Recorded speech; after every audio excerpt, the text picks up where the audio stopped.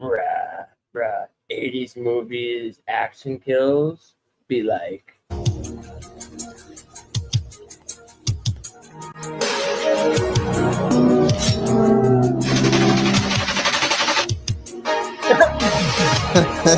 Facts.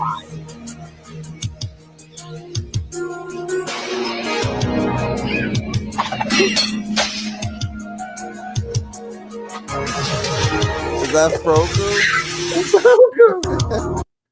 That was so on point. It Ridiculous. was so on point. Welcome on in and join. It's Unscripted Logic, episode 6 Deuce.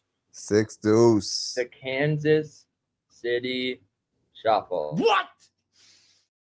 And we're going to get into why it's called that and all. But first... And if y'all don't get the reference, you're watching the wrong movies. Well, yeah, we'll get into that and the reference as well. Hold on. Thank you, on sir. On my left, we got... Social motherfucking assassin, a.k.a. Ben S. Fishieri. Megadoo-doo. Megadoo-doo. Matthew Megadoo-doo. Matthew Megadoo-doo. Fire. And to my right, we got the one and only. S. Fishieri. Motherfuckers. You know what it is. It's Pablo Picasso impersonator extraordinaire.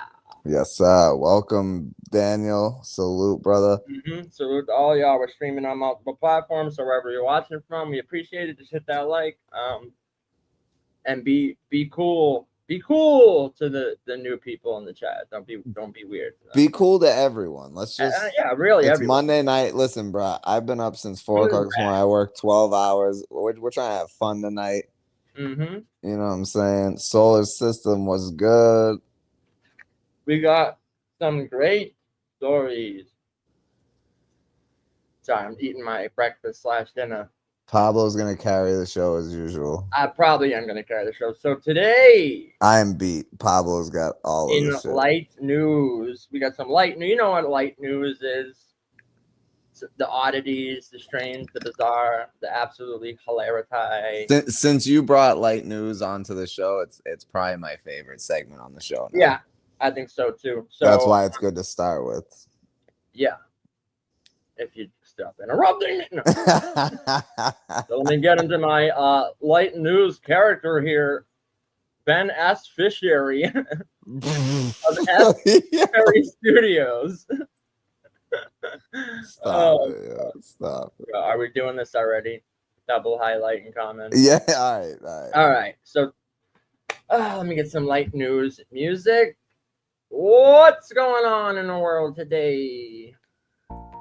Liberals fighting and feuding and looting. It's not okay. Squirrels flying, abusing women. It's okay. To steal a Humpty Dumpty statue and be on your way. Oh shit! Today, so apparently, flying attacking squirrels. We've heard of mean squirrels. But a black swan dubbed Mr. Terminator. Very black swan evicted from small town after attempting to drown local birds. Well, if you watch Curb Your Enthusiasm, you know that black swans be attacking motherfuckers.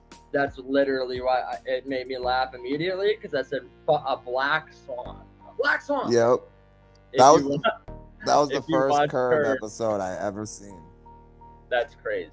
Yeah, so it is if you crazy. watch Curb, you'll get the reference of the black swan. The black swan. This motherfucker's gonna interrupt me the whole show. I can feel it. Nope. So, things you need to know. A rare black swan named Reggie became a nuisance for a small English town. Locals claim the swan, nicknamed Mr. Terminator, began attacking local swans. Fire. The young ones and the mutes. Wow. Swans. We got a Nazi swan on the loose. He needs to be charged with a hate crime. Well, they're probably, if they're also black swans, can it be a hate crime if it's black swan crime? Well, the mute ones. Yeah, the mutes. The town swan warden. I don't even know. Imagine getting voted in your city or town as the Swan Warden. Dude. He assisted in getting Reggie moved to a neighboring location. So literally, you just moved him across town. Like, now he's your problem. Yeah, it's dog. like what the Catholic Church does when they find priests being naughty. Yeah, they just send him to another church. Him to another place. Like, bro, not our problem. But there's nothing Reggie about this swan. No, I know. Literally, this is the absolute opposite of a Reggie swan. Mm-hmm. Nothing regular degular about it. Be fucking drowning other swans. That's so fire. I love it. Yo, shout out to Ozzy the squirrel from last week too. Yeah. No, I did like the what did you call I forget the reference you made. The flying squirrel. Oh, Superfly Jimmy. Superfly Jimmy. Superfly squirrel. Yeah. According to a report from The Independent, the bird named Reggie has been a nuisance to the locals of Stratford upon Avon for about 9 months. He was captured on the River Avon on Tuesday, September 30th, and Swan Warden Cyril Venice, who has cared for this town's flock of mute swans for 45 fucking years, told the outlet that the residents were thrilled at first to see Reggie. Nothing about him looked wrong. They said he was so regal in so many respects. But just like William Regal turned heel, Venice also shared with the outlet that visitors would flock to see the bird, and he became more popular than William Shakespeare himself. The swan expert shared. What the fuck? And of course, they're talking about the other black swan named William Shakespeare. His presence raised worries about how he might interact with Stratford's 60 swans. We didn't want any hanky-pankies or integration going on with regards to the mute swan. Damn, so they're practicing swan eugenics over here. So there was a Helen Keller swan. Those concerns became a reality when Reggie began attacking the residents' flock. He soon earned the nickname Mr. Terminator, and the darkest side of Mr. Terminator happened when he started to muscle in on a pair of residents. With a young cygnet, I don't know if that, I guess a little animal, I assume. The things got a bit nasty, Venice told The Independent. He kicked out the male and the cygnet, and he tried to take over its territory with the other female. As the aggression escalated, Venice made the difficult decision to remove the bird. He said, I was going to be damned if I did and damned if I didn't. It needed to move on. I brought him to the next county and said, he's your problem now, bud. Literally, this swan's your problem. Reggie, the lunatic swan, is now your capturing Reggie left him a little bit sore, but he was relieved when it was all over. Yo, because Reggie Terminator being held at a local park before transferring. Today the river is quiet and the mute swans are relaxing. So it sounds like they arrested him and they're transporting him to the county. Like... Currently being detained or being transferred. He terrorized everyone else, but we love him. So we will be sad to see him go. So there you have it. That's Reggie the Black Swan donned Mr. Terminator. Yeah, salute, y'all. Salute. I would have come up Leave with it to the whites to expose the Black Swan.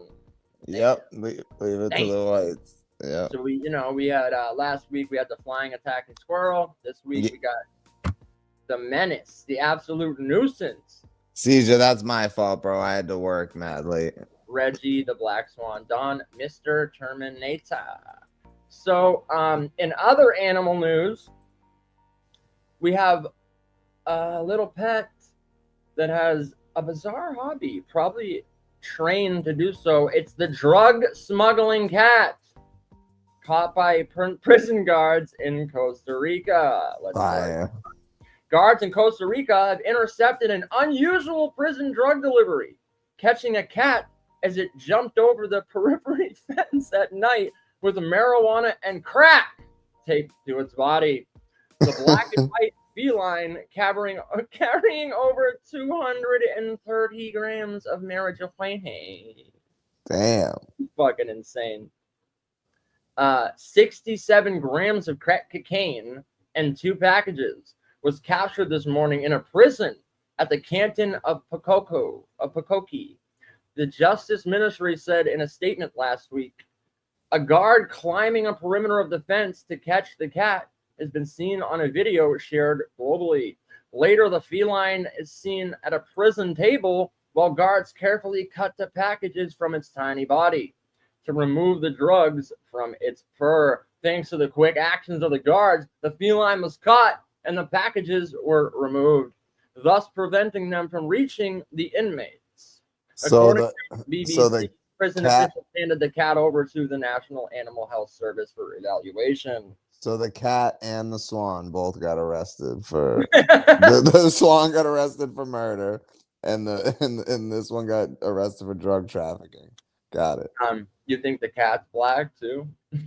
Well, they said black and white, so it's mixed. Oh, it's him. This is him. It's mixed, yeah. He's mixed. He's mostly white, but he's mixed. Mostly white. Some social media commenters poked fun at the incident. How many years in prison will the cat get? One commenter voiced. Others voiced outrage, umbrage, and sympathy for the cat. How cruel, John said. Poor little kitty. So there you have it. There's the drug smuggling feline. In other news, we have in light of the name of the episode, the Kansas City Shuffle, which we'll learn about in a second. But we love a good heist. We love a good heist here. We love a good heist here. But before you get into that, make sure y'all hit the like button on my channel and Pablo's channel. I don't care which chat you're in, just make sure y'all hit the like on both. Look at this. Would you prefer many potential viewers? We don't want your many potential viewers. So we get into this. We love a good heist, and we got one here. It's the $1 million worth of whiskey stolen in a Washington heist. Fire. Go to our when was this? Thieves executed a sophisticated freight truck scheme to steal 12,000 bottles of craft whiskey worth nearly $1 million from a Westland distillery in Burlington, Washington.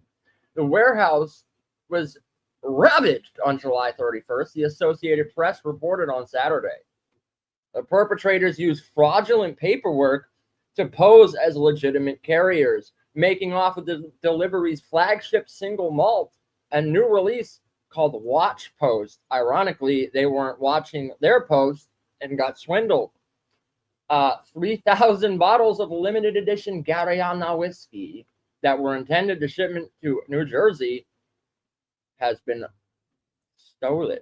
The heist represents more than just a financial loss.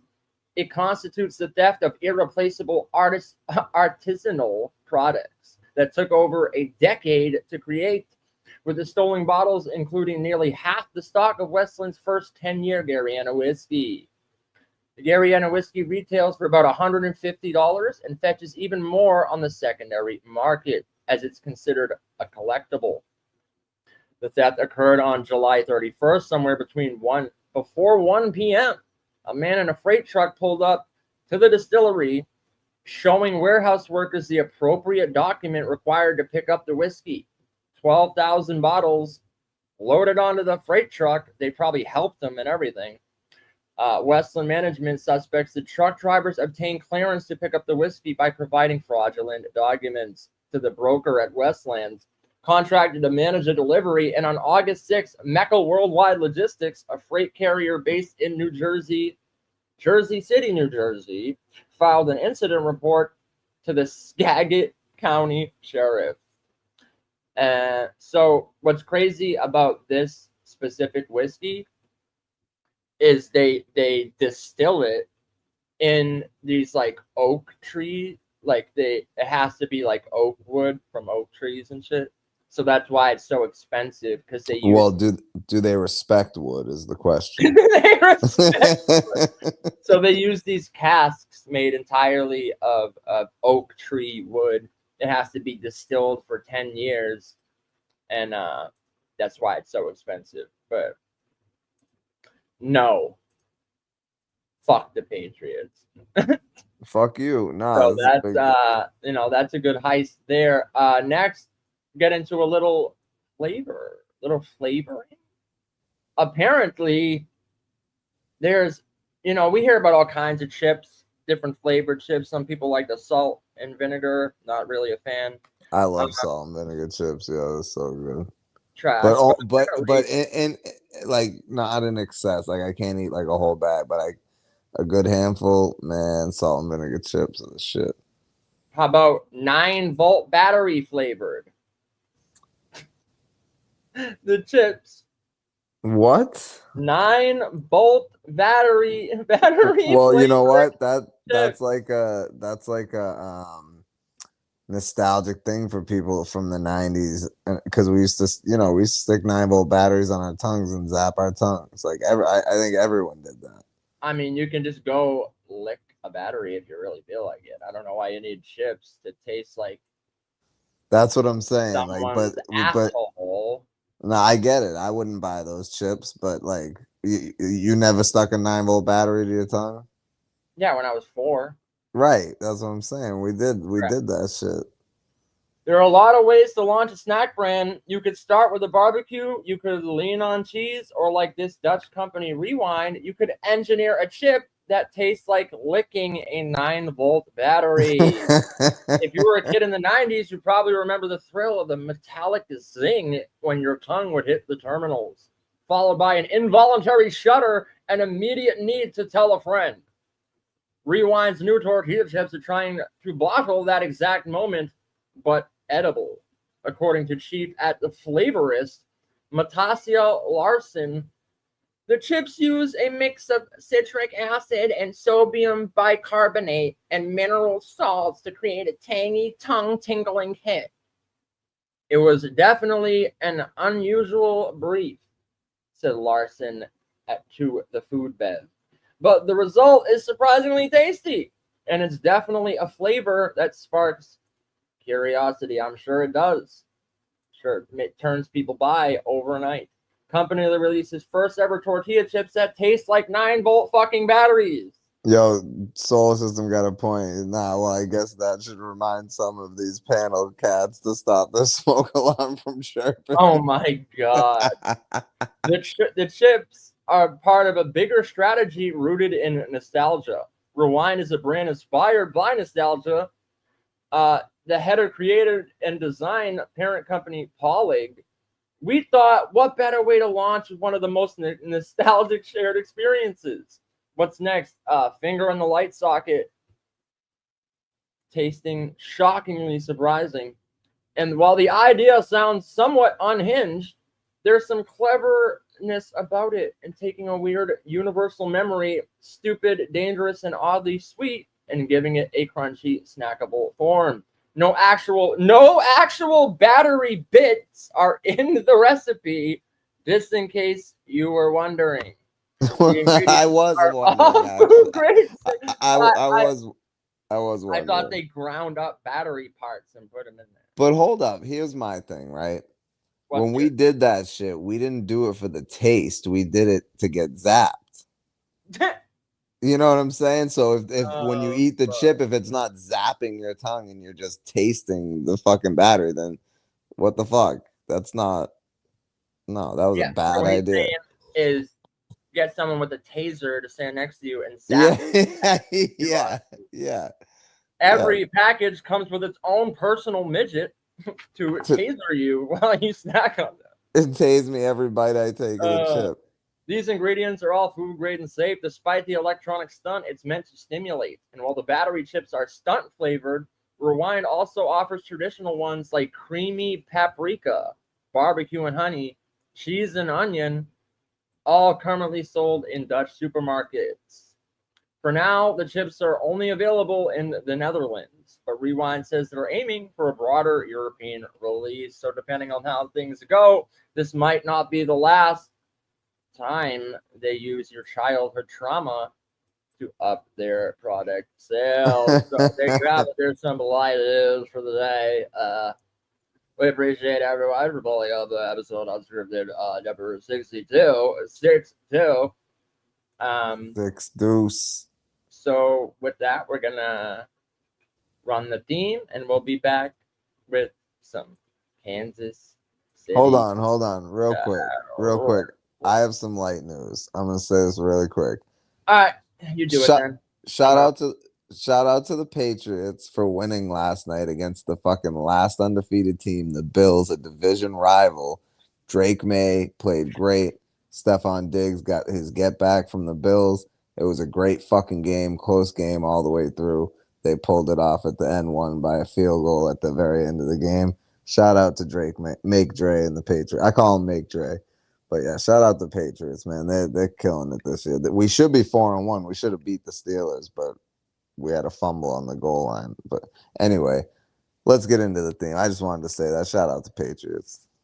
Fascinating stuff. I'm just kidding. That's it. We're going to do this the Unscripted Logic way.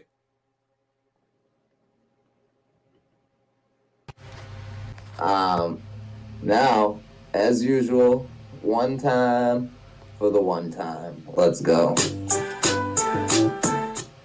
Share the stream, y'all. Share the stream. Yeah.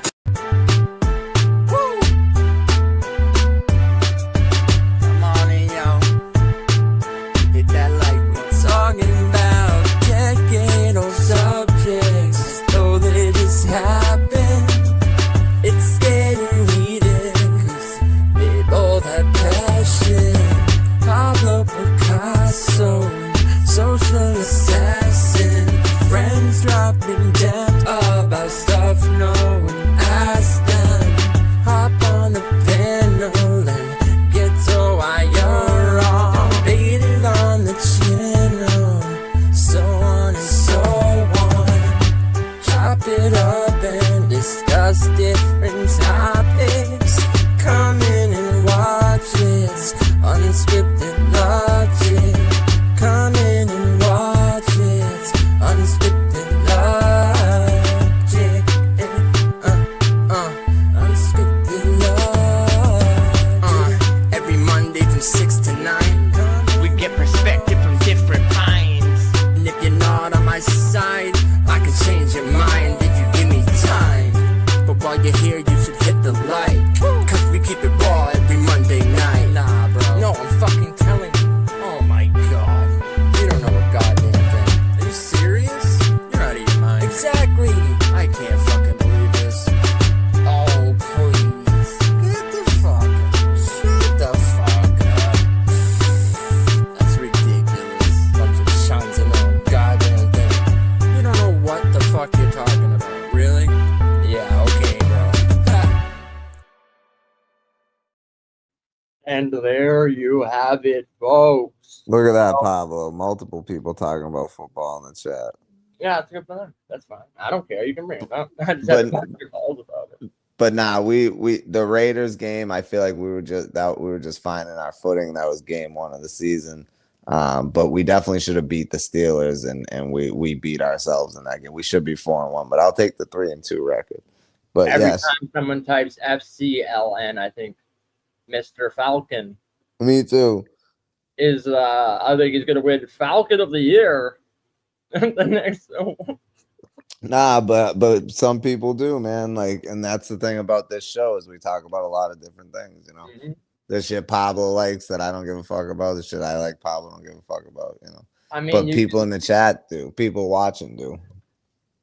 You can But nah, it was just such a big win that it needed to be said, you know. Oh yeah. Division rivals. They were the last undefeated team in the NFL so far. Like, yeah, it was a big win for us. Well, yeah, keep going. You can keep going if you want. I got to. No, I'm done. I'm done. No, go ahead. Go ahead. All right, I think that the Patriots are gonna have an amazing season. I think that there's that Stephon Diggs had like 143 yards or something last night, and then he had over 100 yards the game before. So they're really finding that chemistry, and bro, I'm telling you, we're gonna be a pro. I think we're gonna make the playoffs, and but we need to get rid of Ramondre Stevenson because he keeps fumbling that motherfucking ball, and that it cost us that Steelers game, and he just man. But we have two other great running backs. Unfortunately, Antonio Gibson got hurt last night, and it looked really bad. So I don't know if he'll be back anytime soon. But we need to look into trading Ramondre Stevenson. I've been said that though. Yeah, Colts. Yo, the Colt Daniel Jones is playing crazy, man. Shout out to the Colts, but when we see the Colts, we're gonna beat them. Make Dre is fire. Telling you, this dude is the real deal. I call him Make Dre. I think it's better. Sounds better. Call him gay. Well, speaking of football, and if you watched our Karen in the outfield episode, also the man who stole at the tennis, stole from the young kid. Oh, is this the thing I sent you like a few days ago? Karen? Is this the one I sent you a few days ago? Yes, but we have an update. Oh, okay, good. Because I haven't. All right, good. Let's go. This is the definition of the Kansas City Shuffle. Which you want to not burp into the fucking mic? I'll do whatever the fuck I please. All right, then I'll hit the bong in the mic. How's that? No, one's involuntarily celibate. That was not involuntary. You knew that was coming. Okay, so we have Patrick McCombs. Fuck that. Fuck this dude. But fuck that whole team. I don't know if you didn't see this incident being dubbed the Kansas City Karen here. Of course, the Kansas City Shuffle. When everyone looks left, you go right. Yep. I mean, shout out to Patrick Mahomes for this, but I hate the Chiefs. So no, fuck him because he should have rectified the situation. He should have. He saw it. Fuck him is right. I don't like Patrick Mahomes at all. So what we have here is another incident of a person deliberately giving a young fan something at a sports event, and we have someone unhinged, adult lunatics ripping it right out of the child's hand, and we will come to find she will justify this to the death, turning even more people against her. Something's rotten in Kansas City. So let's check this out. Look at that. Oh, clearly, kid has it. Grips and rips. Hands on Patrick Mahomes' headband until an adult woman snatched it. Interception! Catch that? Joey Masters says Mahomes locked eyes with him before handing over his headband, when all of a sudden, the woman next to him swooped in and snatched it. Clear as day, ripping it right from his hand. Come to find out, it's Joey Masters, 10 years old. It's his birthday. Wow. It's his birthday. And Karen steals the headband. You know what? The fact that this has become like a big deal. Watch, this kid's gonna have box seats to an upcoming game. Watch, he's gonna get like VIP treatment and shit. As he should. Yep. As he should. So this is absolutely crazy. So again, people saw the video and were like, "Oh, it's insane." Offer it. Come to find out, it's this kid's fucking birthday. Okay. And when you hear this lady, she made her own unhinged TikTok trying to justify what she did was not wrong. Photoshops her own version of what happened. Nah. I swear to God. And come to find out, so obviously, and even if you don't know, Mahomes clearly on the Chiefs, Kansas City kid, he's handing the headband to in all Chiefs attire. The girl who steals it is a New York Giants fan dressed all in Giants gear. So what? He's trying to say he was handing it to me. Why on earth would a football player be handing his headband not to the 10-year-old kid in his team's attire, Especially since the game was in the Giant Stadium, so there Literally. probably weren't many Chiefs fans there, and there's a kid right there. It was obviously it was meant for him. He didn't even clock you, bitch. Right? He didn't even clock you. So this is unhinged. Let's play it one more time so you see what happens, and then we'll get Swooped in her and snatched unhinged breakdown of what happened. it away. People online are calling the woman Kansas City Karen. But get this, she's not hiding. In a recent TikTok video, she actually identified herself and explained. So this kid on video, he says, and shout out to him. He very mature reaction from this young lad. He said, she just stole that from me. Like very calmly, not. But where are his parents that didn't say or do anything? So who knows? If just like the guy at the baseball game that gave the ball back right behind him, bitching out. That's what they're doing, bitching out. So it's not worth it, son. No, it is worth it. Just let the Karens rule the world with what they want to do. So we're gonna skip right to her TikTok video. Take one look at this lady. Take one look at this lady, and she sounds just like you'd imagine she sounds. And within 30 Listen, I gotta make something. I don't know how you take a situation where everyone hates you and multiply it by 10 to make people hate you even more. I don't know how you do it, but Karens never cease to amaze. So let's straight. I did not steal a headband from a little kid. Okay, here's the Photoshop job. Here's the Photoshop job. Let's get one thing clear. I did not steal no headband from no little kid, even though it's on film. And then look at this. This is her proof. That's my hand with the band. So look, even in her version, she's not even in the picture. Right. All you see is a fucking hand coming from a blue sleeve. A blue sleeve, like is all these Republicans, and this is random Democrat reaching their hand in.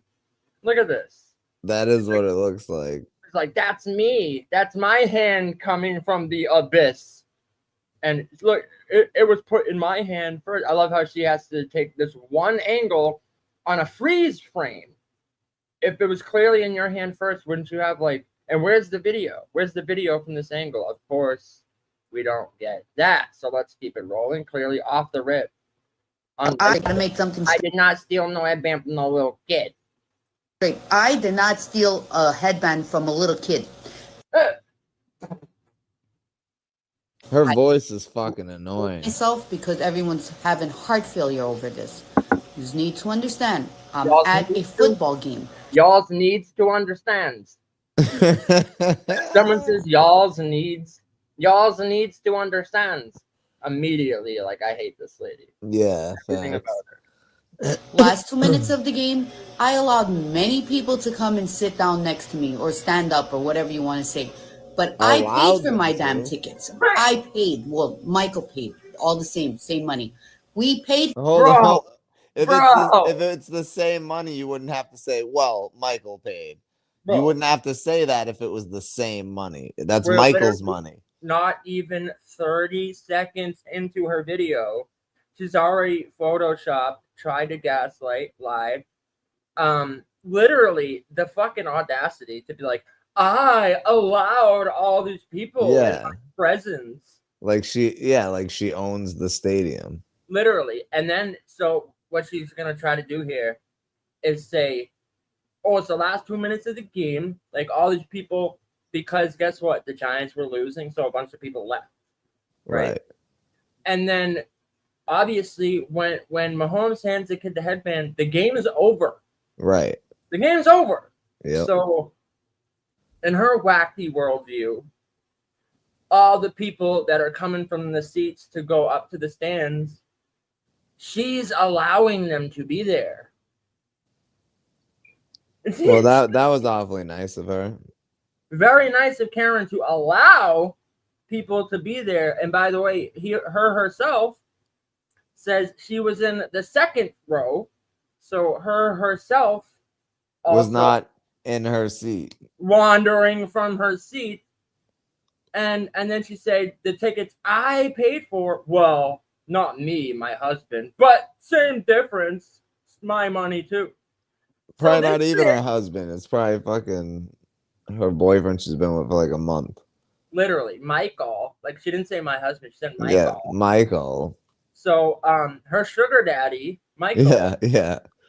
bought the tickets, you didn't. So tickets that she didn't even buy for a second row, thinks that entitles her to, it's okay if she goes up to the front, but everyone else that was there, she was allowing that kid to be next to her. So how could she steal a headband from him when she so kindly let him exist in the first place? Let's keep watching some of this. Michael, for my I think it's very telling too. I paid for my I well, not me, my husband, but his money's my money.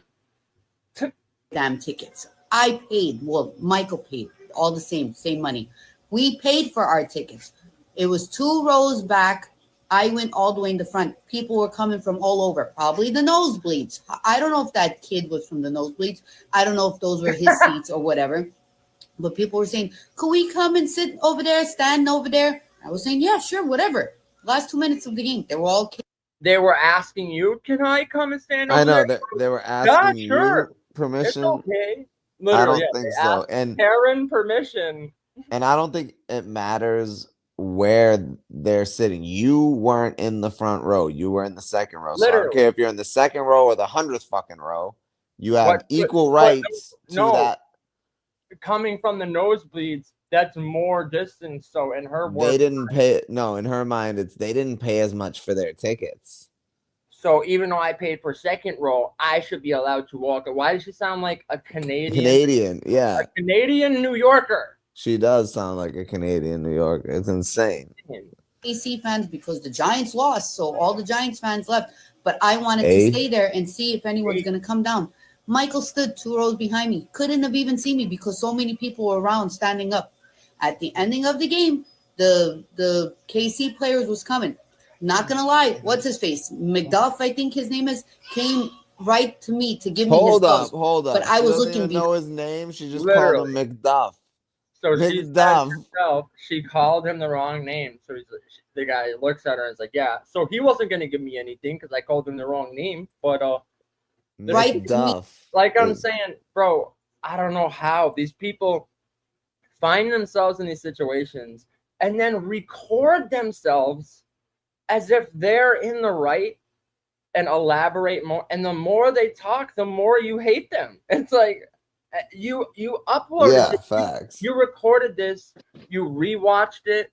Like this not only should have stayed in the drafts, like what the audacity for you to even make this video and just instead of like, I'm sorry, I apologize, like, and you know, like the baseball Karen, people were trying to identify her. This bitch stood up and said, it was me, and I'll tell you why it's okay, and I didn't steal the headband from that kid.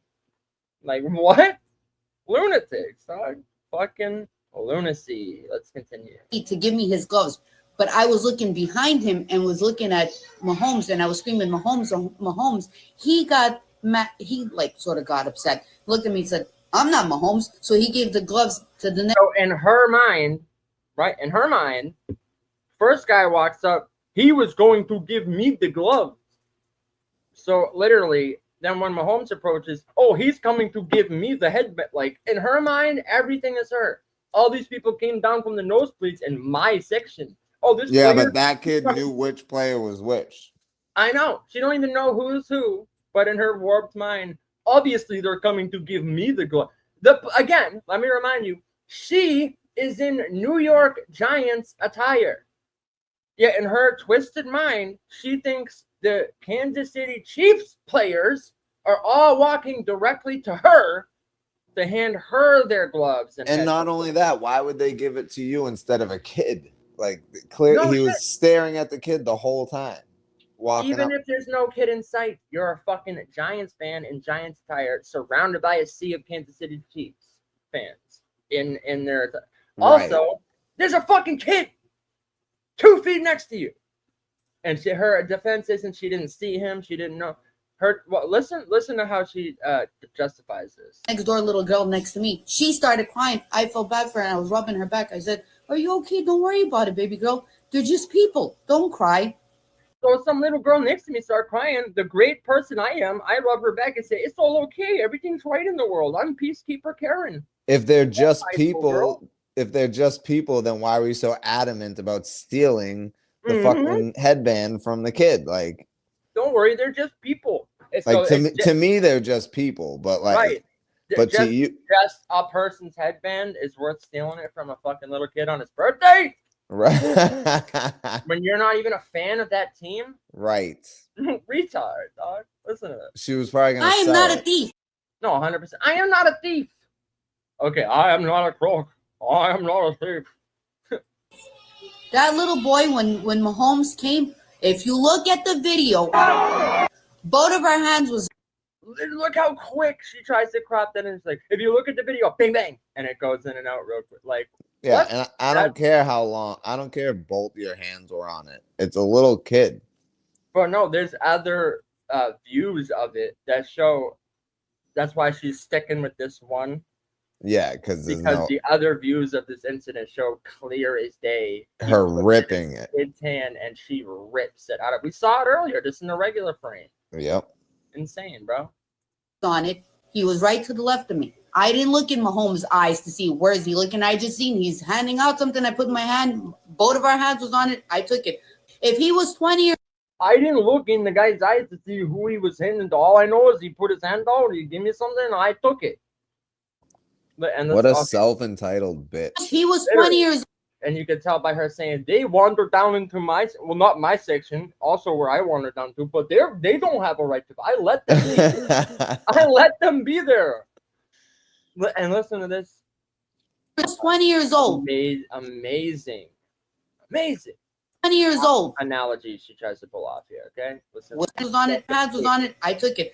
If he was 20 years old, would it even matter? If he was a 20-year-old man and both of our hands was on it, and if he would have took it away from me, would it been like, oh, you should have gave it to the woman? So if it was a guy, yes, overwhelmingly, everyone. Video emerges. Guy rips headband out of girl's hand.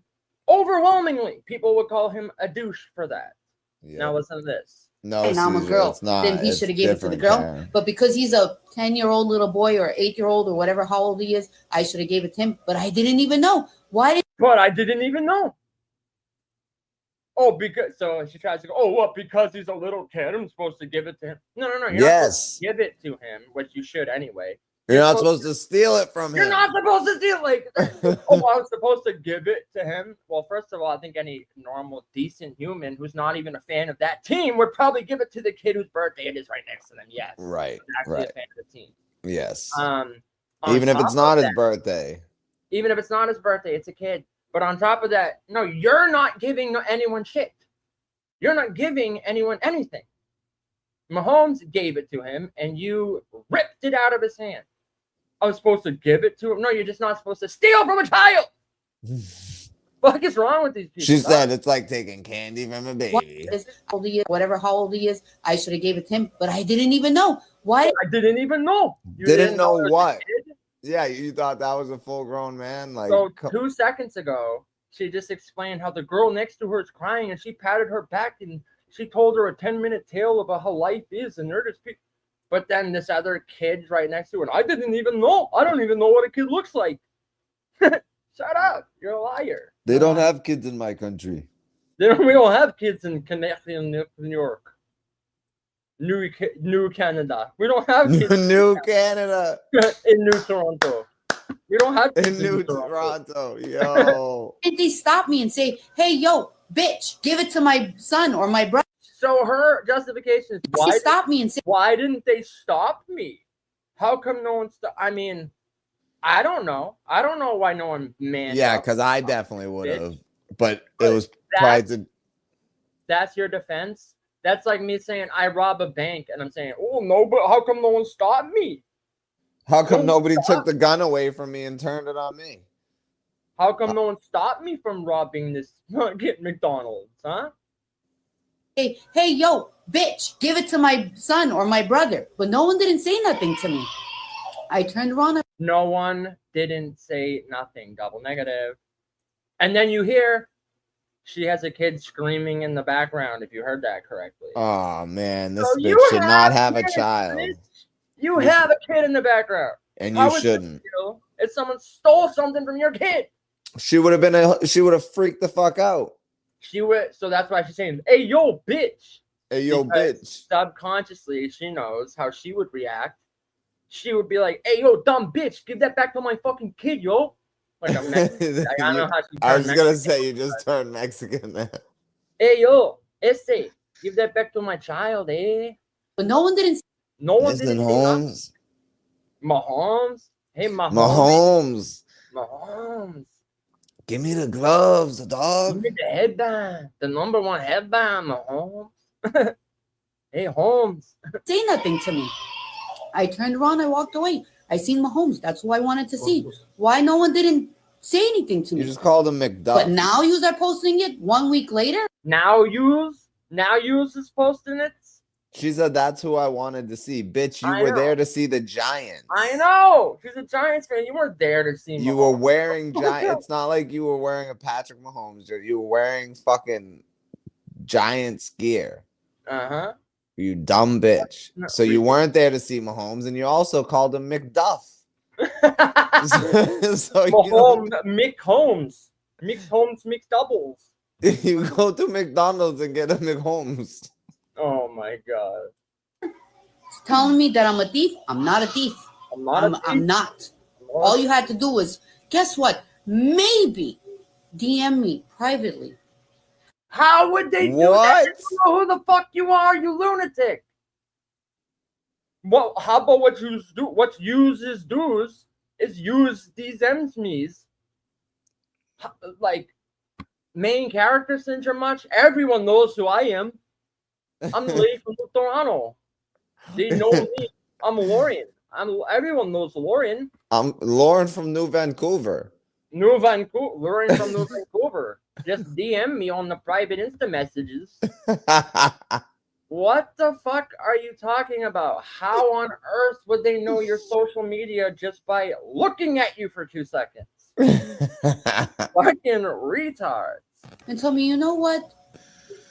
Mahomes tried to give it to my son or my brother or whoever the hell he is to you. My brother. Or whoever the hell he is to you is crazy. The kid's 8. So now you're saying someone's gonna DM me, yeah, that's your little brother.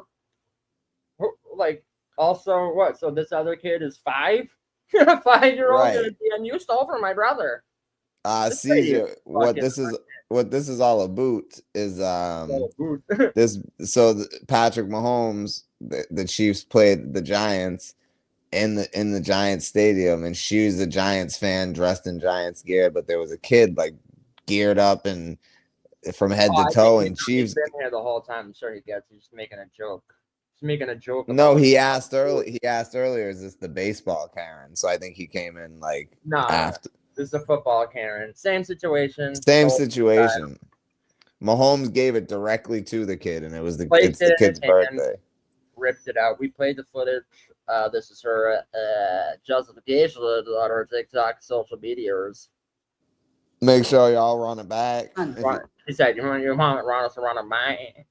Or my brother or whoever the hell he is to you. Whoever the hell he is. Whoever the hell this little bastard is. That's crazy. Whoever this little fucker is to you. Yo, that's wild. Oh my god, bro. You can't make this shit up, bro. You can't. Look at you put your hands on top of my son's hands and then you took it. You're older, you're stronger. You could have grabbed it more than he could have.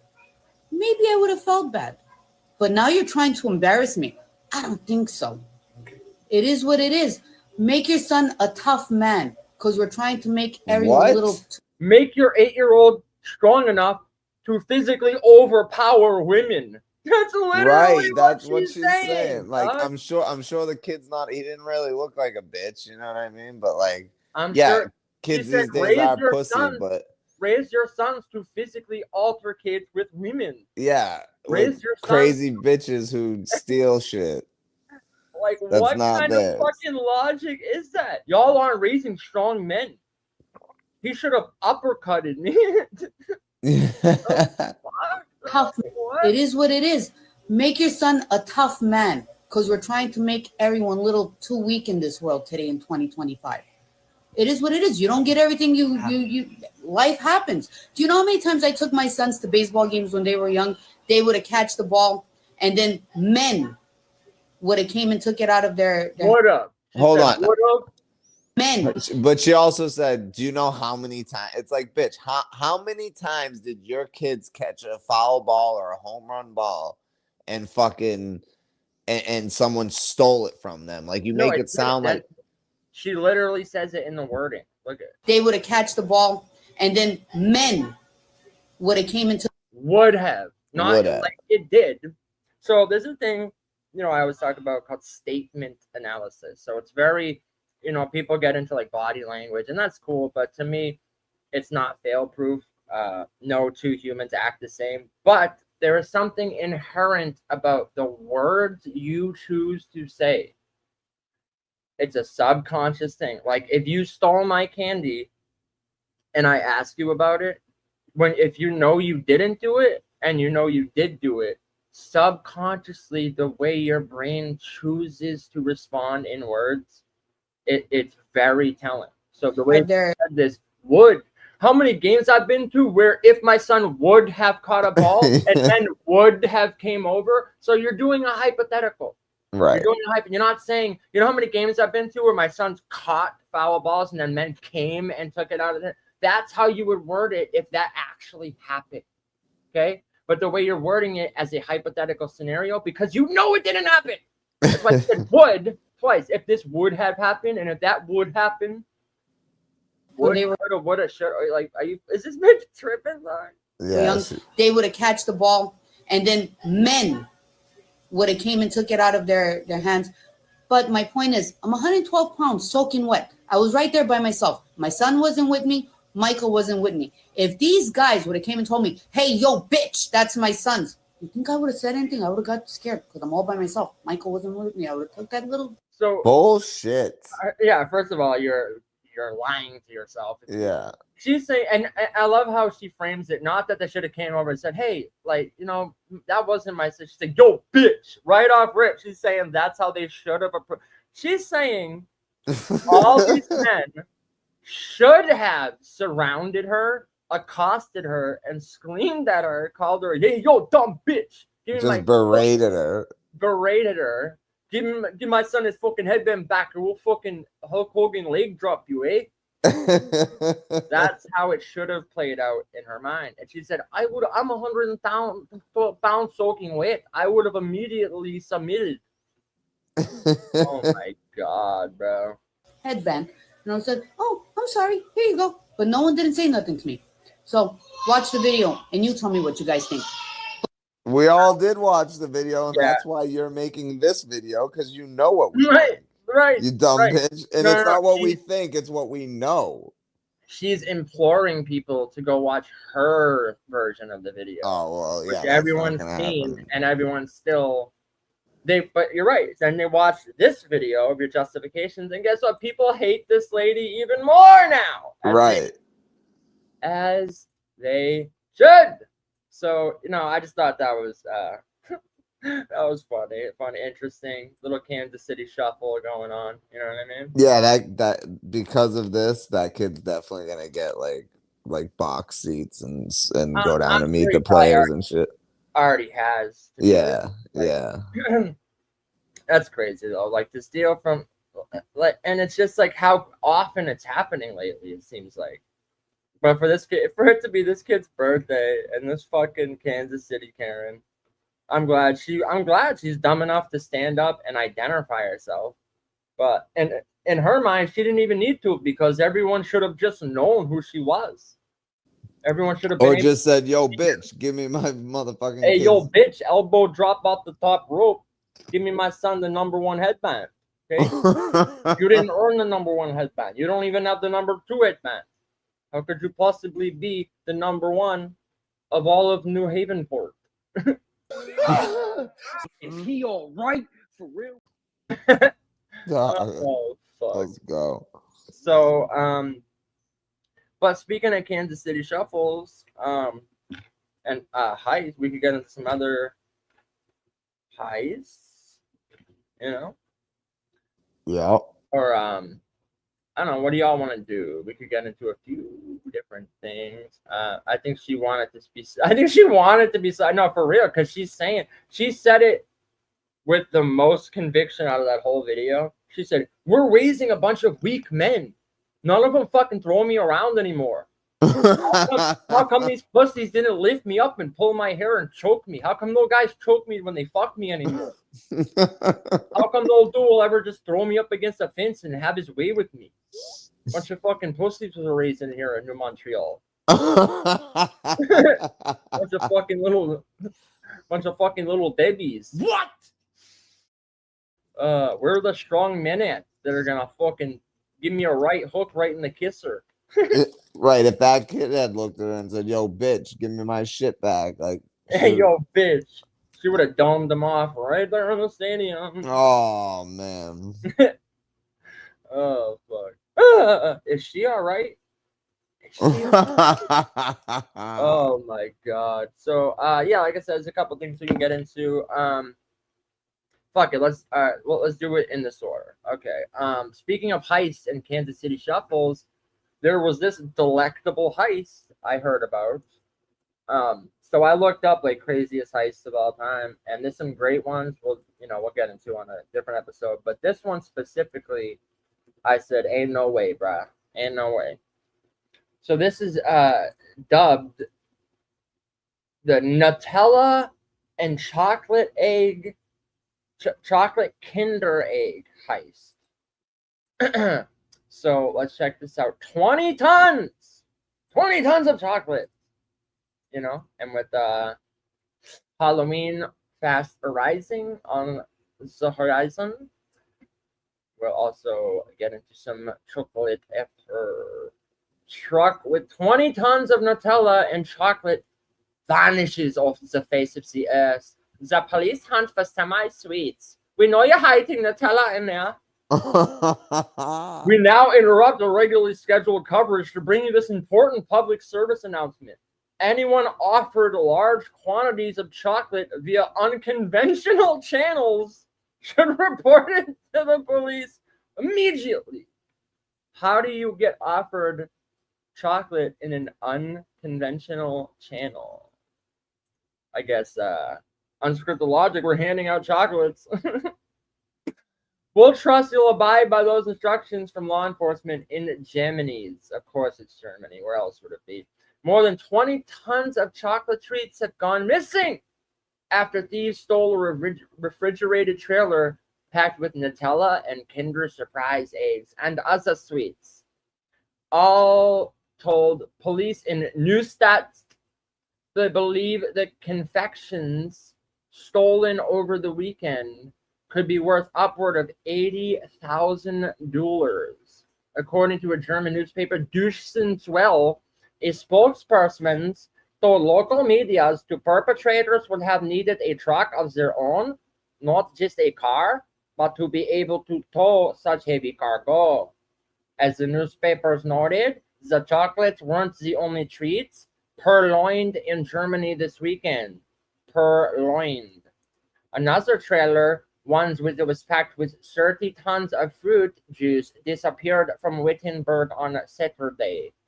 Now, it should be noted, Germany is not the only place to suffer from brazen graft and theft larder. Grand theft larder. Of course, Fire. There was that time Australian police sniffed out literally more than 9 tons of stolen garlic stuffed into vans crossing Hungarian border. And if you would prefer to go against the grain with a stateside story, there's always the guy who stole a bakery's delivery truck in New York City, probably loaded with 9-volt battery chips. He started randomly passing out the bread, all while clad only in his underwear. And chocolate hasn't been safe in the U.S. either. Earlier this summer, NPR's Lauren Wamsley reported The two members of an alleged Russian crime syndicate were charged with arranging the transport and sale of a whopping 10,000 pounds of stolen chocolate confections to a government informant. For now, bro, imagine you're trying to hustle off some stolen chocolate, and the guy you running into is the undercover agent, a government. Just imagine the heist, like the sting operation. What do you think they called it, right? Like take back, like they always have some Operation fucking I don't even know. Operation Nestle Quick. Yeah. Because they need to do it quickly. Yeah. Oh my God! German police are hoping to spread Operation Sweet Tooth. Operation Sweet Tooth, 100%. So they're hoping to spread the word about the theft, and it should happen to come across more than 20 tons of chocolate lying around. The local police spokesman offered another helpful suggestion: I wouldn't throw any of that away. Well, no shit. So he said, if you happen to come across 20 tons of chocolate just lying around, insane. Like, my question is, where do you unload stolen chocolate? And why did they steal chocolate? Yeah, is there a market? Well, it was worth $80,000. It said.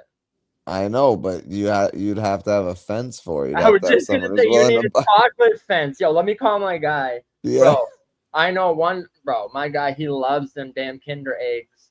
He said if I could get him a kilo of Kinder eggs. Oh my God, bro! Like you must 6 pounds of Nutella. He literally, they must have a specific guy that buys the Nutella. That's what I mean. There's no way maybe it's someone from a country where they don't have it. That's true. Probably ordering it. Some billionaire in another country. Probably looked on Amazon, right? Yeah, it's definitely a billionaire. He probably looked on Amazon. He's like, how much is it to buy fucking 30 tons of Nutella and 20 tons of Kinder egg surprises? And then he looked at it and he's like, you know what? I could offer 3 guys fucking $100,000 less than that to go steal it. Yep. And that's what he did. So shout out to the Nutella and Kinder egg heist, totaling over $80,000 and 50 tons of sweets. Nice. But yeah, I just thought that was funny. And, he's like, and 500 Hershey Kisses. 500. But speaking of chocolates, we got Halloween coming up, right? Which I have a more Halloween themed episode and all that. But what? So I was watching back an episode of Unscripted, and we were talking about what's our favorite ice cream flavors. Yep. And a lot of the people in the chat were giving their opinions and stuff, and it made me think about that. I was like, I like segments like that on Unscripted. It gets more chat participation. People say, so I'm curious, what's y'all favorite candy bars? I'll go first. Favorite candy bar. So it changes for me. Like I have a few that I rotate. Okay. You got a few in the rotation. Yes. Okay. But I would have to say my number one, and I don't even buy them that often. Like I eat them rarely because they're my favorite and I don't want to get sick of them, is Kit Kats. But I also love Nutrageous. Nutrageous. It's fire. I remember when that first came out back. Yeah. Because I don't know how young y'all kids are, but some of these candy bars didn't always exist. Right. Like Take Fives came out in the mid 2000s, like 2005 or some shit. $100,000. I remember those commercials. Yeah, 100 grand's a fire too. They're pretty good. I'm not gonna lie. Baby Ruth, I love. I'm a junk food junkie. Yeah, I don't know how I feel about it. Sometimes I like You know, payday maybe. I don't know. Butterfinger's good, but Something about like chocolate and peanut butter. Like if I'm gonna go that way, I'd rather eat like a Reese's or something. You know what I mean? see, if I eat a Reese's, it has to be in the freezer for like hours before I eat it. I can't eat them regular. I get what you're saying. I don't like it like melted, but frozen for hours. Yeah, it has to be. I can't eat them regular. I don't know why. They have to go in the freezer for me. They have to go. They do, So, but that's why. And Nutrageous is basically the same thing except with peanuts. You know. Yeah, no, I feel you. Like you said, mine often changes. Like I love the Hershey's cookies and cream candy bars. I like the Hershey's almonds a lot. See, like I don't like the combination of any nut and chocolate. At that point, I'm like, why not just eat trail mix or something? Because trail mix with M&Ms and peanuts and shit. Because there's no chocolate in it, motherfucker. What? Yeah, there is just M&Ms. That's not enough. Oh, you know what? You know what though? I'm glad you said M&Ms because actually, Kit Kats were always my favorite, but I would have to say my favorite overall now is peanut M&Ms. Okay. I fucking love. I could eat those anytime. He said I could eat a peach for hours. No, Socialist serial killer. I feel you there, but I don't know. To me, like you said, Take 5. When those first came out, I loved a good Take 5. You know, pretty bomb. I like. Yeah, when Take 5's first came out, I went on a Take 5 kick. So but the Silky Plays, Milky Ways are great too. Okay. I didn't know if that was a different flavor. Silky Play is Milky Way. Oh, okay. I thought Milky Ways are fire. They were my favorite at one time. Nah, I'd rather eat a Snickers than a Milky Way all day. Yeah. It depends. It depends. Like I love a good Snickers, but I don't know. Milky Ways are good, bro. It's like I don't know, man. Something about if I'm gonna get like caramel with chocolate or like actual peanuts with chocolate, like it has to be a very specific kind of thing. Like I'm not really a fan of Milky Way. I don't like even Snickers. Like it has to be. I have to be like in the mood for it. Yeah, I'm not a huge fan of. I used to love Snickers, but like now it's like I could take them or leave them. The caramel is like too much for me. You know what I mean? Speaking of I like caramellos. No, that's all right. I like what was that commercial? Stretch it something caramello. I don't think I've ever seen it. Yo, we gotta play that commercial then. But I like a good Twix, even. Like Twix. You know what? And Twix was never a candy bar before. Like it was. I know. You bought them. They came in a box. They didn't sell them individually at the stores like they do now. But they're bomb. But I like the there's like a cookie dough flavored one. It's pretty good. You know what else? So I eat a lot of chips now too. See, instead of like peanut butter in a chocolate bar, I actually prefer like toffee, but not all the time. I can't eat like a Heath bar or Score or something. Like I can't eat them all. Nah, I don't like Heath bars. For a couple of years, they were up there for me. A good Heath bar or a whatchamacallit. It's pretty good. Some wafer in there, you know what I mean? But those aren't ones I could go for like all the time. You know what I mean? Yeah. Yes, seizure, same. Like I could eat peanut M&Ms anytime, but any other candy bar I do have to be in the mood for. Yeah, I almost like regular M&Ms better now. A lot of people do, but I don't like regular M&Ms like at all. No, I used to be a big fan of the peanut M&M, but not like I don't know. Now I'm like I just don't like. I'm saying any combination of like peanuts and chocolate. I'm like I'd rather just have a Reese's. Like I don't know. I think it has to do with the texture. Maybe. Yeah. At that point, if I'm gonna be if I'm gonna be eating peanuts or almonds or whatever the fuck. You know why? I'm gonna go with the trail mix with some fucking raisins. You know why? It's because you like creamy peanut butter. You ain't got no nuts. Nigel, what the fuck? All peanut butter is made with literally nothing but nuts. Crazy. pretzel M&M. Yeah, ew. Yeah, bro. Sometimes when I'd be The at the peanut store, butter M&Ms are pretty good. yeah, they're not bad. I remember when those came out too, the peanut butter M&Ms. Mm-hmm. But yeah, sometimes I'd be in the store and like I just out of curiosity, I'll like take a look at the rack and I'm like, they be having some wacky fucking flavors of shit that I'm like, ugh, that don't even sound good. Crazy flavored sound Pop-Tarts, good, dog. crazy different fucking Right, candy literally bars. Like, soy flavored Pop-Tart, yeah. 9-volt battery flavored chips. Yeah, You're like, lard what the flavored fuck? Pop-Tarts. Yeah, some wacky shit, dog. Some wacky shit out there. Yeah. But you know, we could talk about candy bars another time. I feel like, All Pablo's bars are candy bars. damn. I thought more people would engage and say their favorite. People are too afraid. Maybe I think there's the lady might have a point. Nah, people Karen did. might have a point. People People did are say. soft these days. They feel like, oh, I can't say what kind of treats I like. That makes me soft. Well, there were like when we were talking about the ice cream at first, people were like, "Yo, that's a pause conversation." And we're Yeah, like, like what? how? How? Like what? We're You, talking about you fucking. like ice cream? Pause. Yeah. As they're taking pictures of fucking. I think Yo-Yo and Wig was up on the panel with us too, right? Yeah, I forget. But it's like, dog. Yeah. The That's shit crazy. people pause says a lot more about them, I feel. Yeah.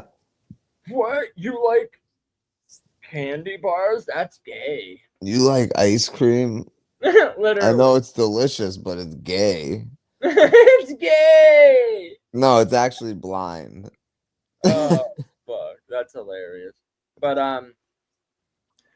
bro, I saw this thing. So There we go. You got it. B702 said them cookies and cream. that's what I'm saying, bro. The cookies and cream See, Hershey. That's my go-to now. That's and it always was when I was younger. But I fucked around with some Take Fives and shit. I remember Pablo eating the cookies and cream Hershey's back in the day, but I don't like them, and here's why. And I like cookies and cream ice cream. Coffee, cookies and cream is my favorite ice cream. But the reason I don't like cookies and cream chocolate is because I do not like white chocolate at fucking all. I was just self-hating white. Yeah, I self-hating white. What? It's I hate the white chocolate. Bans the white chocolates. Yeah, I only want dark chocolate. Oh no, you good. You good. I don't even like dark chocolate either. I just want milk chocolate. Yeah, dark chocolate. I guess supposedly it's like good for you. It's like good for your heart and shit. Yeah, it is. Chocolate, but it is. So, but if I'm like looking for a fucking treat, I don't know how healthy I'm trying to be at the same time. But I don't know, man. Like I hear what you're saying. I hear people say that they don't like white chocolate, but I don't know. To me, like you said, even the Kit Kat. I like regular Kit Kats, but I actually prefer white chocolate Kit Kats over regular. That's Pablo. I'm leaving. No, you're not. And they have white chocolate Reese's peanut butter cups too. Actually, pretty fucking. They do, and I'll never eat either of those because, yuck. Have you never even tried them? Dude, I don't like white chocolate. I hate it. Like you got to try the combination. Okay, it's not white chocolate on its own. I know, but it's gonna ruin it for me. Like, oh no, you know what? I did try white chocolate Kit Kat because it was last Halloween and they were like green Kit Kats or like green and purple Kit Kats or some shit. And for like Halloween, so I was like, oh nice. I thought they were like regular chocolate, and I shoved a whole one in my mouth. Oz. Whatever. I broke me off a piece of that Kit Kat bar. And I put it in my mouth, and I a piece of that headband. Yo, but I started eating, and I was like, "What the fuck? What? This is disgusting!" I spit it out, and I'm like, and then I looked at the wrapper and realized it was white chocolate. And I'm like, no. No, there's some pretty good white chocolate candies from telling you. Like, so okay, I get it. I get what you're saying. You're not a fan of white chocolate. You don't want a white chocolate Reese's or Kit Kat. But they just made the cookies and cream Reese's peanut butter cup. So what it is, the combination of both. It's half chocolate, half white chocolate. It's got peanut butter in the middle, just like a peanut butter cup. But then it has like Oreo. So it's like a light-skinned female. It's like a light-skinned female. What? Yeah, it's a mixed Reese's. Yeah, like Yeah. mixed Reese's. Well, I'm not a smart man, but I know what it is. Oh fuck. yeah. 16 I'll people try it. We appreciate all the people watching. We asked if you would hit that like button. Also, you feel free to engage in the chat. Tell us what your favorite candy is and why. How about who do y'all agree with? Y'all agree with social? Y'all want to fuck with white chocolate? You think it's gross? You like regular chocolate or what? You think white chocolate is gay? Is white chocolate gay? Yes. How do you do a poll? How do we do a poll in the chat? Is white chocolate gay? I don't think we can on StreamYard, but That's gay. yeah, that is gay. But white chocolate's gay. I'm gonna say it. White chocolate is gay. I mean blind. It's blind. It's gay. It's blind. Breaking news: your white chocolate is gay. I mean blind. Dark chocolate is indeed gay. Payday. Yeah, I feel you. I don't Dark mind. chocolate is gay. I but- prefer a payday over like there's what is it? It's like this. It's pretty much the same thing as a payday over it. Only it's like covered in chocolate. Not a chocolate payday. No. But like it's not a Snickers, but it's Like like a nutrageous. not a. I mean, kind of, but it's not. You know- Kind of, but no. You know, the first time I tried a payday, right? I was Almond like- Joys are fire, by the way. Almond Joys are I fucking... never liked coconut growing up. I always thought it was gay. But Almond Joys are actually fire. No, Almond Joys are fucking fire. But hold on, let me go back to the payday, right? So when I was like, I think I was like probably like 6 years old or something, and I was at my grandfather's house, and I went to the store with him, and he's like, pick a candy bar. So I was like looking, and I grabbed a payday, right? Thinking it was covered in chocolate. You know, I'm like, oh, peanut butter, caramel, chocolate. So I get the payday, and then we leave the store, and I open it, and I'm like, there's no fucking chocolate. You got rused. Yeah, It was the first time social got rused. yeah, and Had my the grandpa was payday. like, eat it and like it, and I took a bite. Eat and I was- it and like it. It's Facts, crazy. bro. This was the 80s, I know. the Back in the early day. 90s. Well, that's what that lady was saying. He's like, we're raising our kids too soft, Back in the day, you got a payday. You didn't know there was chocolate. You didn't like it. You fucking eat it and like it. Yeah, and I Money didn't on that like candy it. bar. And they'd And I- always say, they're starving kids in Africa, as if you could somehow transport this payday to them to eat. Right. They always said that, This Always is said starving kids in Africa. It's like, As if somehow you could Jeff Goldblum fly machine it to them. Here, starving kids, take my fucking payday because I don't like it. I don't like that there's no chocolate. There's no chocolate. Yeah. But I haven't had one since. So Yeah, I don't know. It's very specific days. You got to be in the mood for all those nuts. yeah. You got to be feeling kind of gay that day. Yeah. Yeah, Yeah. Or a little blind. a little blind. Reese's Pieces. PCs. See, why does everyone call them Reese's Pieces? It's pieces. Clearly. I Clear know. as day. I know. Pieces. Reese's Pieces. I know. And his name is Reese, right? So we always call him Reese's. Reese's. That's not Reese E. Fresh Coast said Reese's Pisces.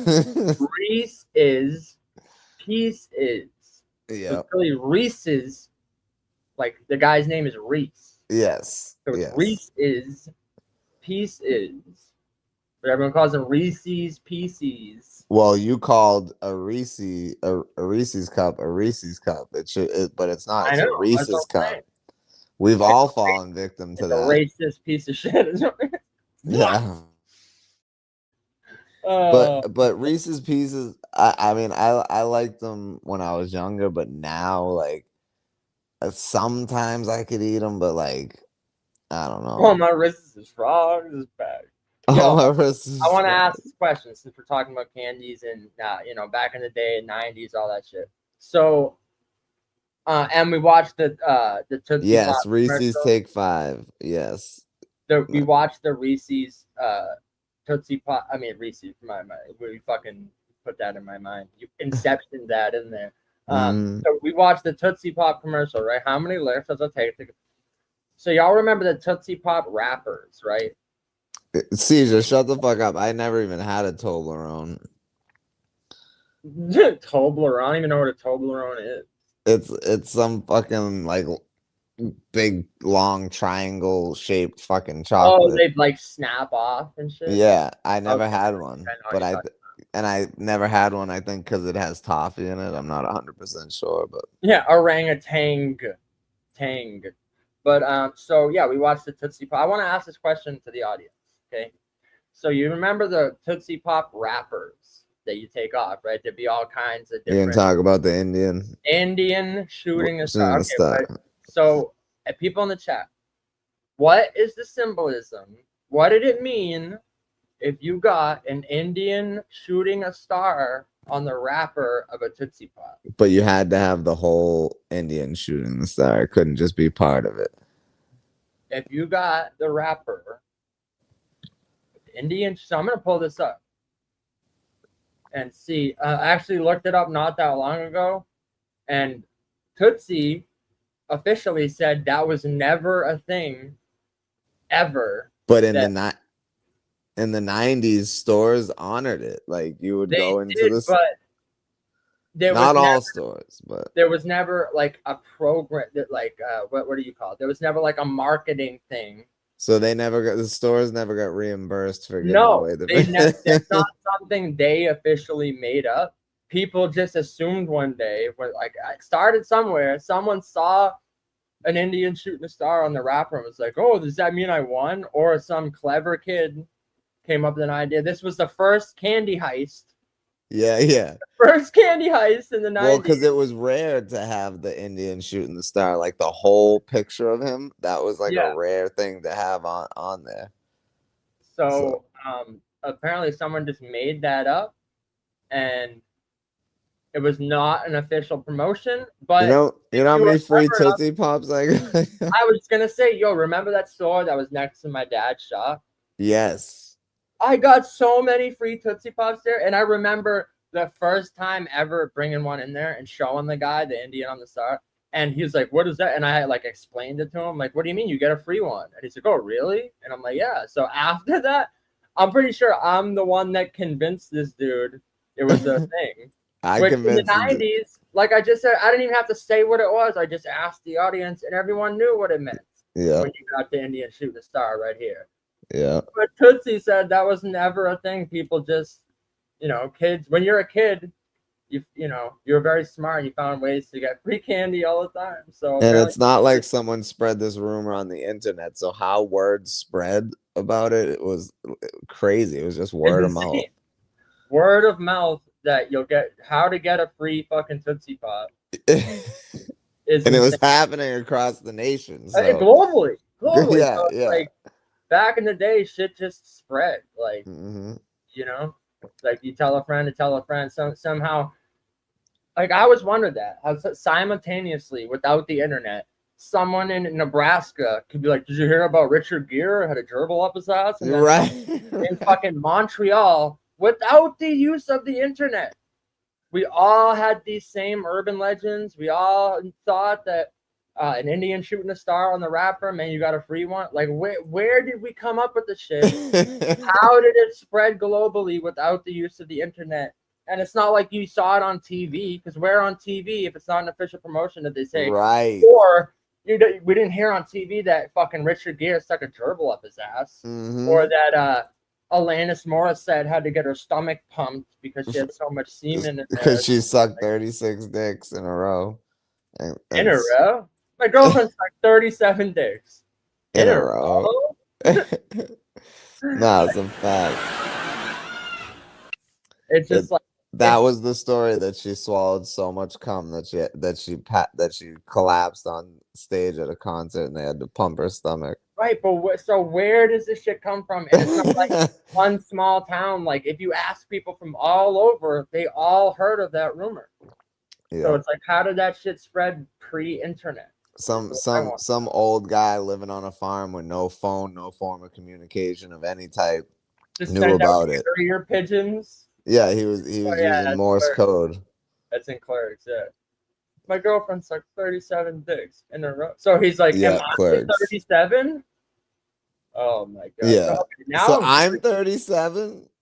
Now I'm curious if we can find like other, like, now I want to see like crazy 90s rumors. Oh, that's a good one. Rumors of the 90s you believed or didn't to be true. Let's check this out. Reddit. Fucking Reddit. Marilyn Manson's rib removal. I definitely heard about that one. Oh, yeah. That was Marilyn Manson had a rib removed so he could top himself off. Yep. That was the rumor. How you going to top yourself if you don't remove a rib? Every day he woke up trying to figure out how he's going to top himself next. Oh yeah, and the other one was that Marilyn Manson top his next hit was secretly Paul from the Wonder Years, all growing up. That was another one we all believed in the 90s. And there was no way for us to find out if there was no way to fact check it, so we just ran with it. So and it's crazy because like someone would come up to you and tell you this crazy shit. And you'd be like, nah, and they're like, oh, yeah, huh? And then you ask someone else, and they would know it too. Yep. So it's like I guess it's true. It's like phone a friend, right? And when you phone a friend, they knew about it too. So you just assumed it had to be true. You're like, what the fuck? Look, and someone right here. Both of these rumors made it all the way to Denmark. That's crazy. That's what I'm saying. How do they get to Denmark without the internet? Without the internet, how the fuck does a rumor reach another country? Someone has to get on a plane with this knowledge. Someone has to fly internationally, land in fucking Denmark, and start walking around. And instead of learning their customs, instead of learning anything about them, just walking up to people and go, you know, Marilyn Manson removed the rib to suck his own dick, and also was Paul from the Wonder Years. Did they even have the Wonder Years in Denmark? Like, what the fuck? Probably like 10 years after it ended. That's insane to me. Insane that people from other countries like get our secondhand rumors. Yeah. That people make up just for fun. It's insane. Okay, Marilyn Manson. That I'd get stuck with an AIDS needle if I went downtown. It's fucking insane. Oh shit! No, the Marilyn Manson thing was before South Park.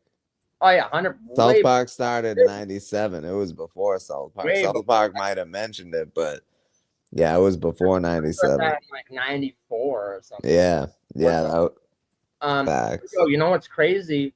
This is actually relevant about the dude getting stuck with a needle if he goes downtown. So there's this like internet prankster kid that he's been running around other countries. I forget where, but so basically some fucking, it's just a prank, bro. It's just a prank, bro. Is his name Vitaly? No. Oh, that dude got arrested too. This retard runs up to people with a needle and pretends to poke them with it. Like it has the cap on it. So he's not really poking them, but he pretends to poke them with a needle. And then when they turn and look, he like shows them it's a needle, and then he runs off like laughing. So now he wouldn't have got very far if he did that to me.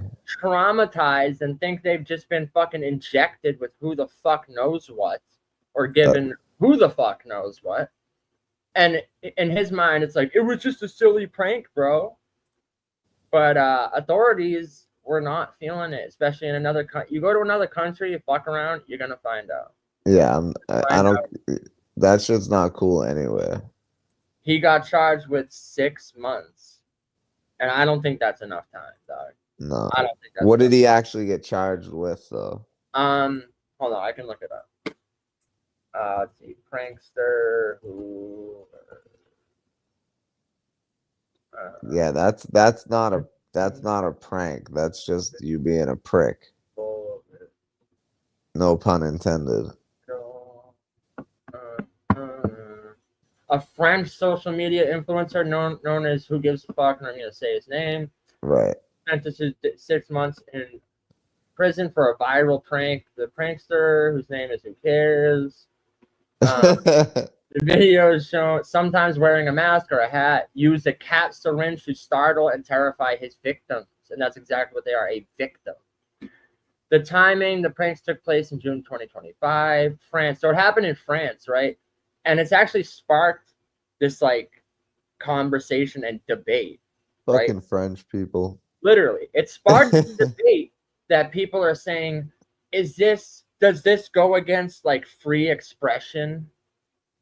Like art, the free like what? No, what are you talking about? Are you out of your fucking expression, bro? You're running up and fucking attacking someone. We need to start putting people back. We need to really start like moving mass amounts of people into mental institutes. I would be totally okay if they took more taxes from me to send these fucking lunatics where they belong. Yeah, bro. But for, I guess, literally in France, it's just a prank, bro. All you have to say is, it's just free expression, bro. It's just free expression, bro. It's just free expression. It's just free expression. So I can go punch someone in the face and be like, hey, it's just free expression. That's what I'm saying, bro. The second you like puts that fear onto someone else, it's like it's no longer just fucking, I don't know, man. It's crazy. A $1,500 fine, 6 months in jail. He was also banned from owning and carrying weapons. Violence with a weapon not resulting in work incapacity. I don't know. France is weird, so I don't know what the actual charges were. It's like, who the fuck knows? Not deemed not free expression. Oh, really? It's not free expression to run up and pretend to stab someone with a needle? Give them fucking all these fears that they're just caught who got God knows what. Right. And I don't even think he told them like, oh, it's just a prank afterward. He'd leave. He'd just leave and make them think they fucking have HIV now. And he thought it was fun. It's like, this is crazy.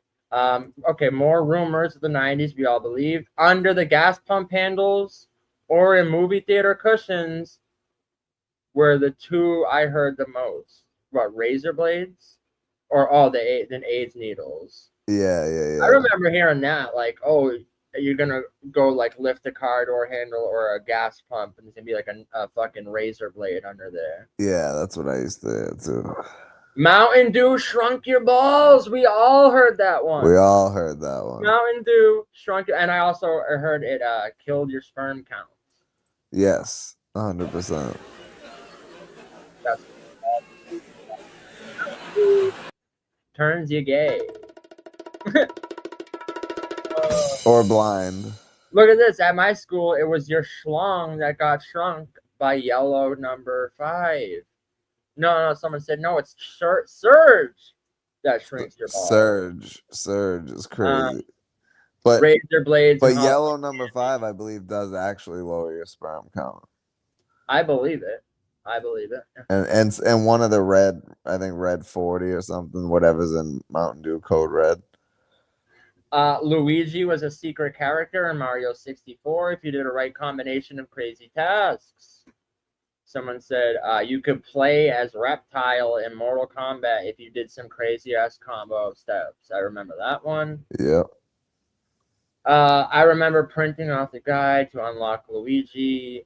Someone just said Richard Gere ... Didn't even need to finish. And then someone said, supposed to put a gerbil in his poop chute. See, we all just do these He things. boofed a gerbil. He boofed a gerbil.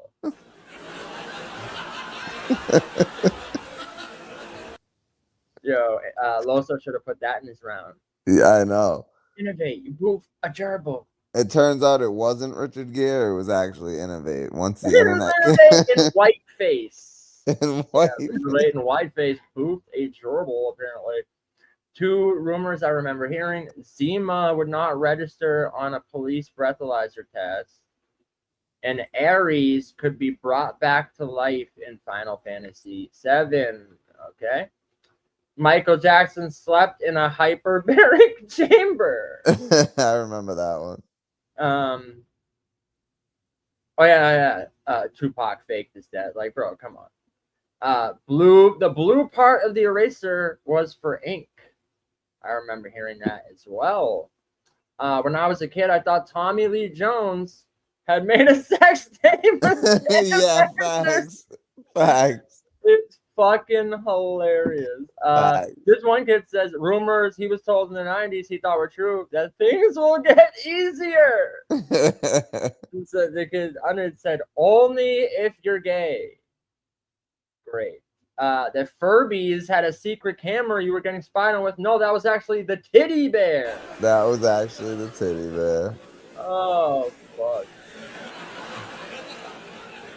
But I wouldn't be surprised if Furbies did have cameras in their eyes. I wouldn't be surprised either. I feel like they probably did. Mew was under that truck. I don't even know what that means. You could actually find. Oh, see, you just said it before, like 2 minutes ago. Mew hidden under the truck in the first. Oh, in the Pokemon game. Okay. Nerd. No, I'm just kidding. You could actually find the Triforce in OO. I don't even know what that means. Courtney Love had killed Kurt Cobain, of course. Yeah, but that wasn't a rumor. That was. That I was all in on this. That kid from Wonder Years sucked his own. Best guy. Someone said that Ricky Martin is a homosexual. You gotta love Reddit, bro. Jesus Christ. Everyone. But Ricky Martin was a homosexual. Someone said everyone in a white panel van is trying to kidnap you. Yep. And that quicksand was something we needed to worry about. Yes, 100%. So Rod, I think that came from the Neverending Story. To be real. So also, basically, this gets switched out between like Alanis Morissette. Some people said Rod Stewart. I think that was the '80s version. Rod Stewart had to get his stomach pumped because he had like 6-7 gallons of jizz in it.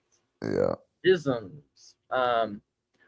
That if I posted a picture of myself online, I'd immediately get molesturbated. Oh, if your hand is the same size as your face, then you have cancer. I never heard that. I definitely remember that. Oh, the whole backstory of Undertaker and Kane. I remember being so scared during Kane's debut. Dude, facts. And the first time they ever actually wrestled each other, because Undertaker was like, I'm not wrestling my brother. And Kane would just come like beat him up and Undertaker wouldn't defend himself. I was there the first time they fought. WrestleMania 14. Best WrestleMania ever. Smoke a cigarette after a joint and it will get you more high. Yeah. And then when that got worked, though. Then when that got debunked, people were like, well, no, it has to be a menthol cigarette. Right. And like there is like I guess maybe some truth to that, but I don't this kid's saying if you don't normally smoke cigarettes, nicotine right. is a stimulant, which means it increases your heart rate, which means the THC is being carried to your brain more rapidly than it would be if you didn't smoke a cigarette. So yeah, I think that's why people put tobacco in their fucking joints and shit. It's like I'm all set with that, bro. I'm all set with smoking tobacco with my weed. That McDonald's put nicotine in their exhaust fans to make the smell of their food physically addicting. That's kind of funny, but since we brought up wrestling, no, they put heroin in the burger. Yeah, they definitely put heroin directly into the biscuits. Yes, 100% because those fucking things are too addicting. Those fucking bacon, egg, and cheese biscuits, way too addictive, bro. So, because we brought up wrestling, should we get into some of those clips you played me? Yes. Yeah, 100%. We should just call this episode Segway City. Yeah, facts. Segway Central. Yeah. Speaking of Segway, remember when South Park did the episode of the guy? Remember, because they were releasing the new vehicle and South That Park, Mr. Garrison created. Yeah, you have to sit on it. You have to fucking use both hands to. Yeah, like you're fucking beating it off. And then also something goes in your butt and yeah, and then Yo, and in your mouth. That shit's Bro, crazy. you sent me the football player fucking. Yeah. I saw that. I was gonna send that to you too. So should we play that too? Yeah, or? play that. Yeah, I definitely want to play that too because that's insane. That's high school football too. Like, what the fuck? All right, so let's start with the ultimate player. And then Yeah. Okay.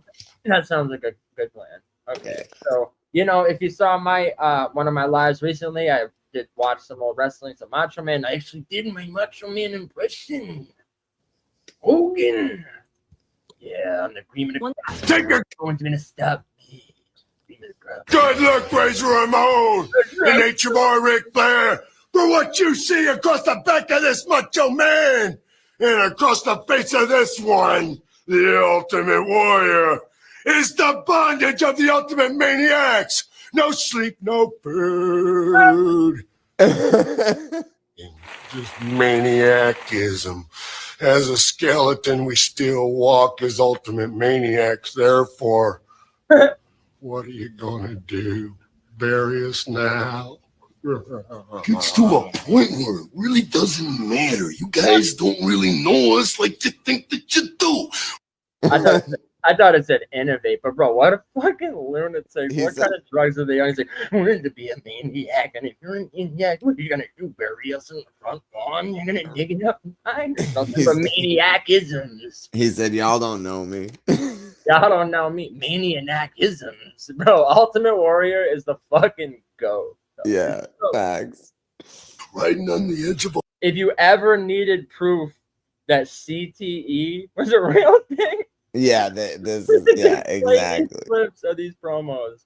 Oh fuck! So with all the people in the 20 people in the building, hit that like button. Hit the like button. Join in on the chat. All that good shit. We're live on both channels. We are the Ultimate Maniacs, and we are Ultimate Survivors. We're not planning a hit. Welcome to the big time, because we're already here, and we ain't going nowhere. Do you think what I'm saying?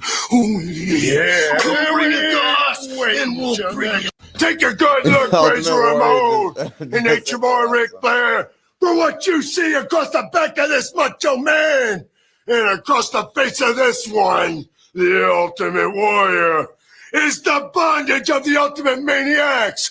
No sleep, no food.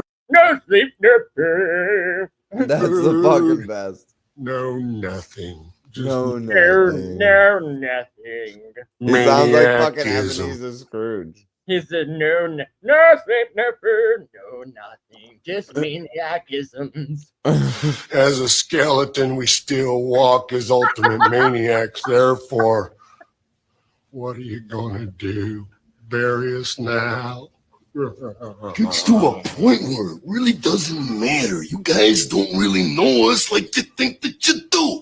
Riding on the edge of a lightning bolt, yeah, we are. We are the Ultimate Maniacs, and we are Ultimate Survivors. We're not planning a hit. Welcome to the big time, because we're already here, and we ain't going nowhere. Do you think what I'm saying? Oh, yeah. Come bring it to us, and we'll bring it. Take your... That's it. I'm absolutely hilarious. Filming these style promos for my next two battles. Yeah, right.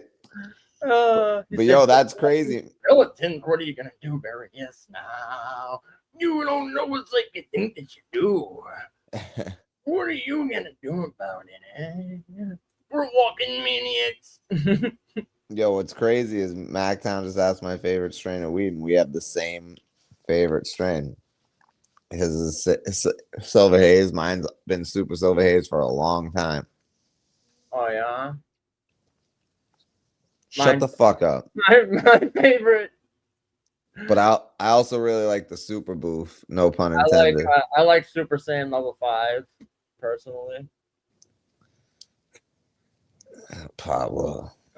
So Kalamazoo High School football player Also a big fan of strawberry injury after dude slams him off the fucking top rope.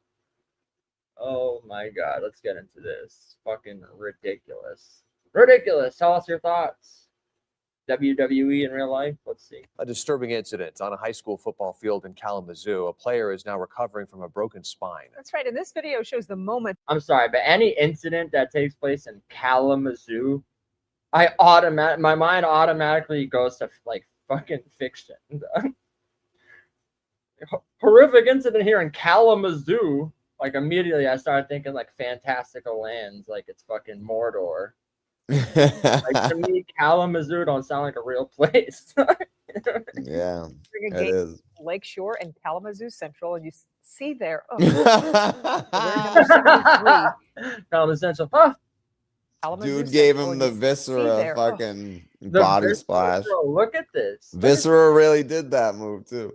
He did. So this kid got a broken spine from this. That player wearing number 73 in 2 different places jumps on top, actually belly flops on top of a Lakeshore player after the tackle. Here it comes again. Doctors later found the team's spine was broken in. Bro, this dude is like fucking 800 pounds. He looks like fucking Michael Orr. This kid got blindsided. The tackle. Here it comes again. Doctors later found the team's spine was broken in 2 places. What the fuck? The player's mother says she's still shaken by what she saw. First was like, is that my son? And as soon as it clicked that it was, I couldn't be stopped. I had to go down there. I've never felt anything like it. He's out at least for this season. We don't know if he's going to be able to play again. He should and will make a full recovery.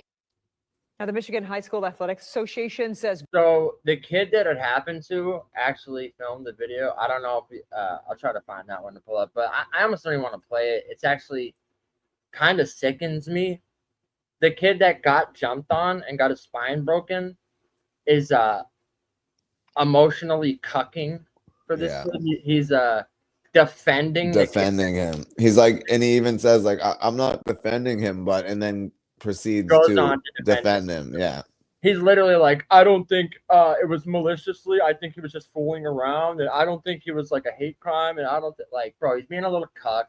He's scared because he's a little white kid, and he's like, tell you right now, he's like, they're gonna use this for their fucking anti-liberal agenda. So let me cuck out to this kid that broke my spine.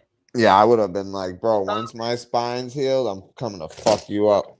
It's like Mike Tyson is like, had a broken back, spinal. Remember that fucking video? Yep. Oh, it's super nasty work. That's why I don't even want to play the kid cucking for. It's fucking.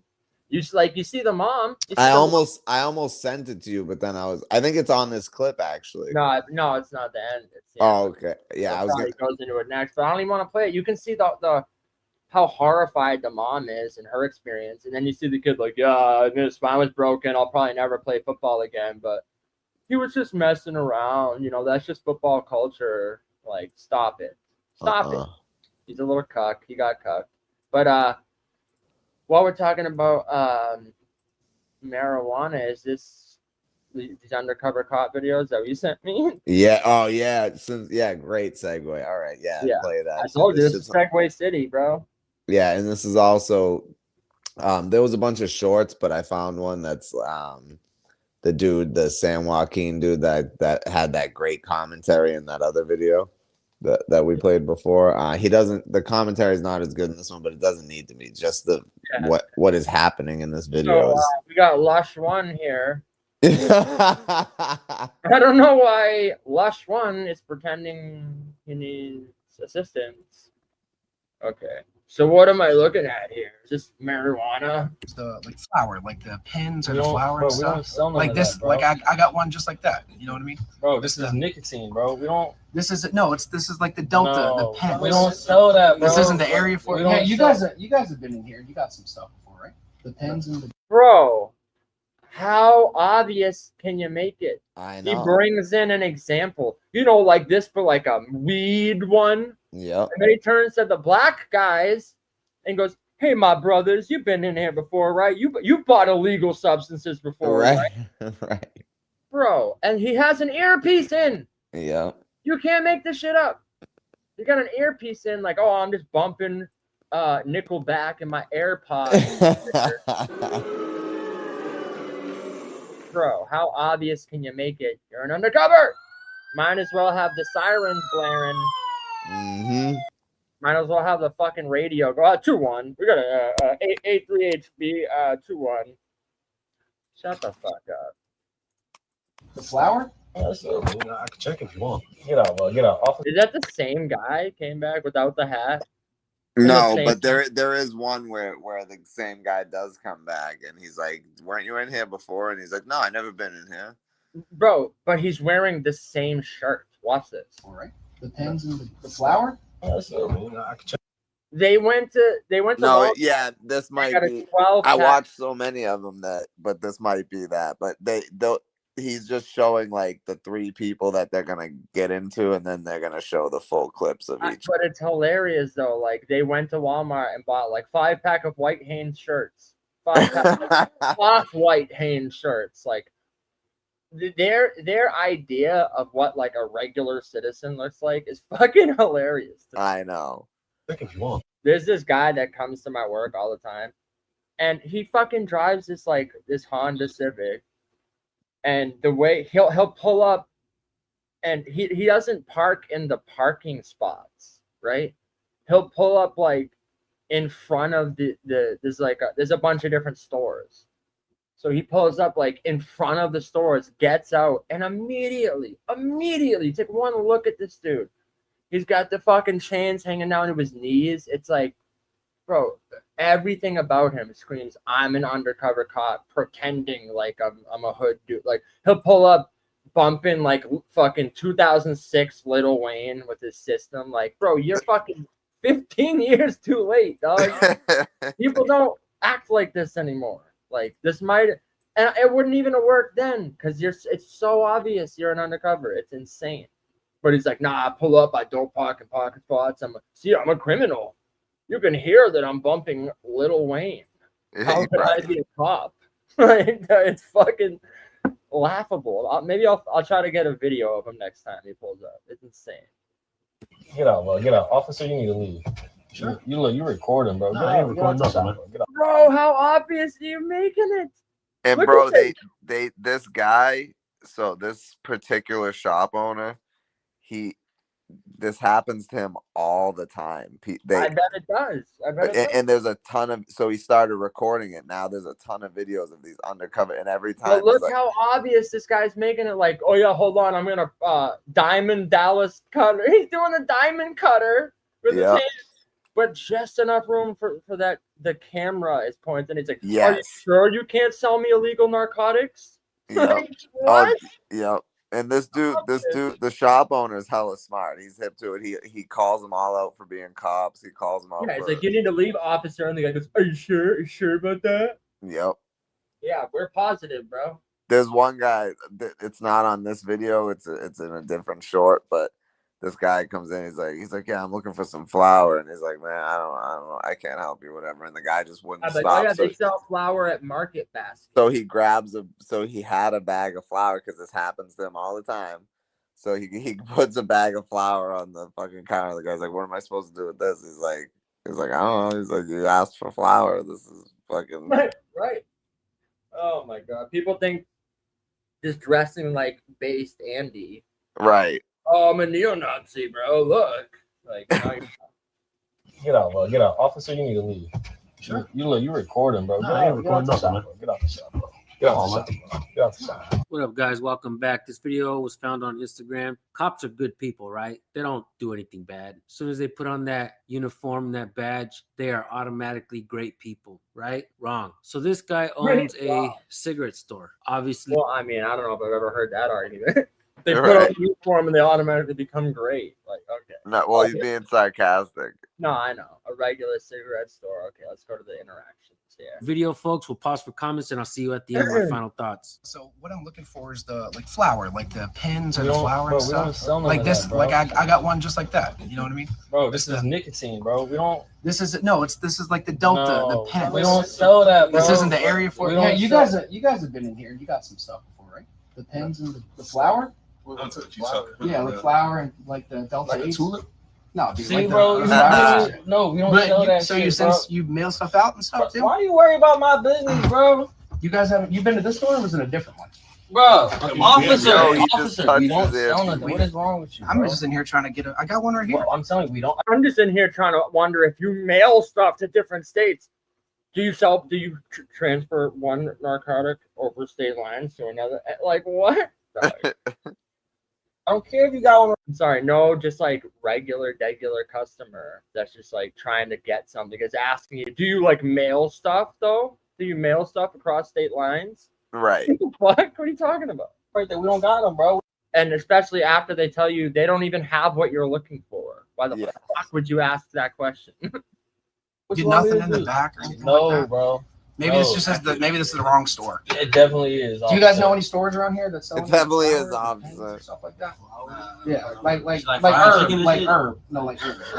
Like pot. weed? Like pot. Like herb, like pot. like cannabis, When like they marijuana. say pot, you know it's a fucking. That's what I'm saying, bro. These undercover cops are like, they take these like classes on how to be hip and how to speak the lingo.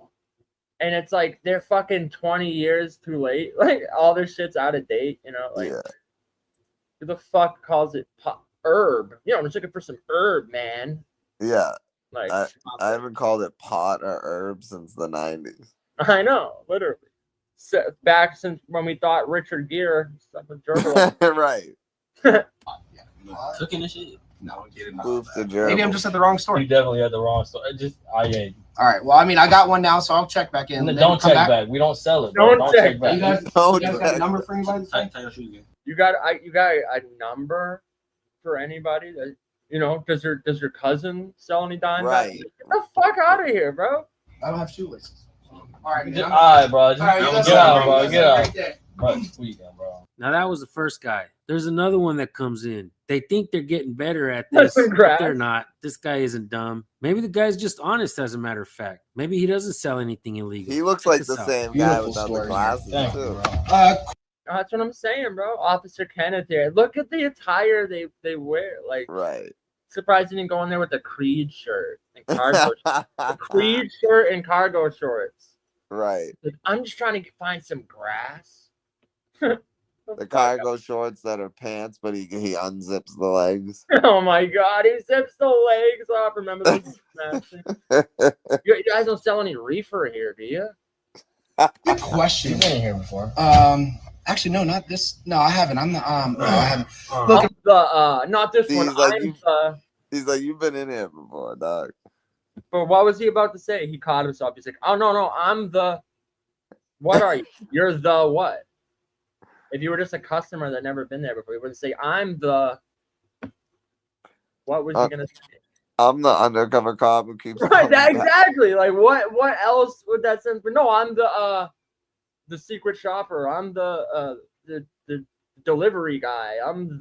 You're the what? The cop that's coming in here all the time. Yeah. You've been in here before. Actually, no, not this. No, I haven't. I'm the no, I haven't. Look, I'm trying to see if you guys sell any you guys got like the Delta stuff? No, they banned all This Delta is great. products. No, man, look, I'm looking. I got memory lane. Nah, man, look. He's like, oh, we don't sell that. He goes, nah, man, look. This is great, yo. What he calls them out on this one. This is great. Heard of this? It's amazing. It's like Wait, the best did you top. need some or something? We don't. Yeah, man, that's the top thing, and I'm trying to see. This is full. Why do you need some if it's full? I just trying to see if you got anything back here. I mean, this thing is huge. We don't sell that. I mean, they banned. I'm just looking for some buds. You guys got like kind buds here? Oh, Delta products, we can't sell nothing like. Yeah, but this is like it's got like TCA and all different No, types. I of understand, but like, yeah, it's all Delta products, in we can't sell nothing with it. I know. I'm just. But I heard Right, no real customer would behave this way. No. and be so fucking pushy and inquisitive. If I walked in and said, "Yo, I heard you was selling dime bags," and they said you heard wrong, I'd be like, "All right, peace." Oh, my bad. Yeah, all right. See you later. You guys got the memory lane, bro. I'm telling you, no, I know. I apologize, but look, it's not even. I'm not a cop or something like It's not even. I'm not a cop. You're right. It's not even that you're not a cop. Right. You are a cop. It's that you are a cop. You actually said the right thing right there. Yeah. Is that what you think it is? Is that what you think it is? That I'm a cop?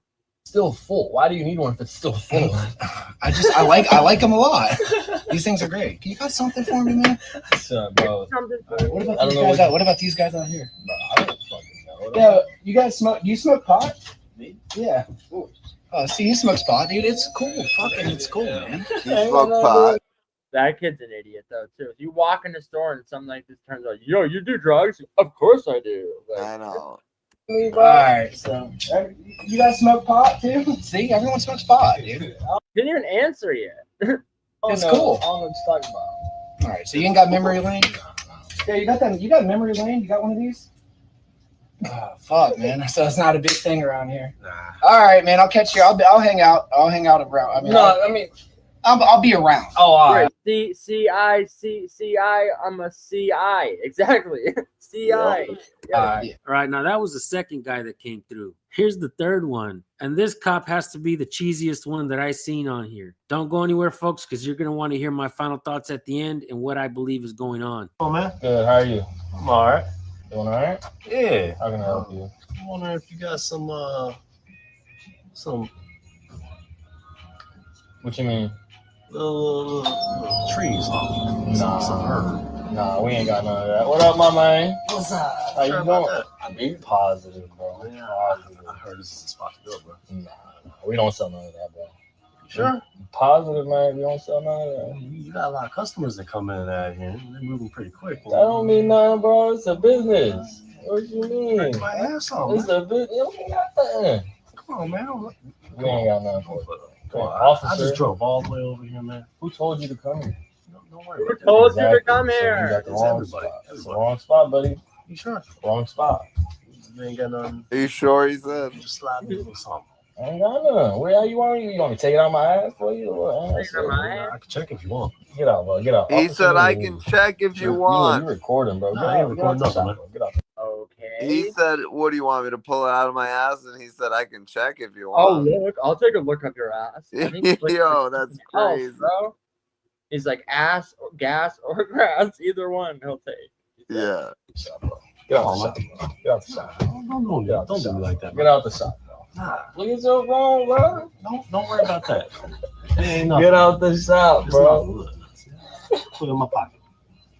All right, folks, and here are my final thoughts. One day I was conducting a First Amendment audit. I was with Jay Surreal Camera, Bay Area Transparency, and the San Joaquin family. We were out in Central California, and this Cholo dude walks by and he says, "Hey, man, thanks for recording these pigs. But what you guys have to understand is that there's a lot of nepotism going on around here." He said the chief's wife owns half of the businesses in town. Now, let me ask you guys something. Why are the cops trying so hard to take this guy's cigarette store down? Why are they going out of their way to try to force this guy to commit a crime? Now, look, folks, we understand the internet is a wild I place. feel like this is Could what these- B702 sounds like.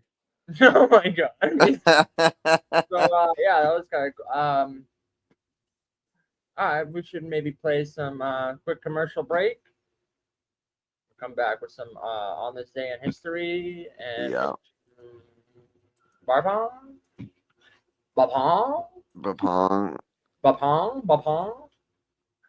Oh fuck. Yeah, make sure you hit that like if you're just pulling in. We'll be right back with some more Unscripted Logic, but for now, a word from our sponsors, some wonderful Whacky 90s commercials. Let's get it. Let's get it. Nah, I was just playing B702.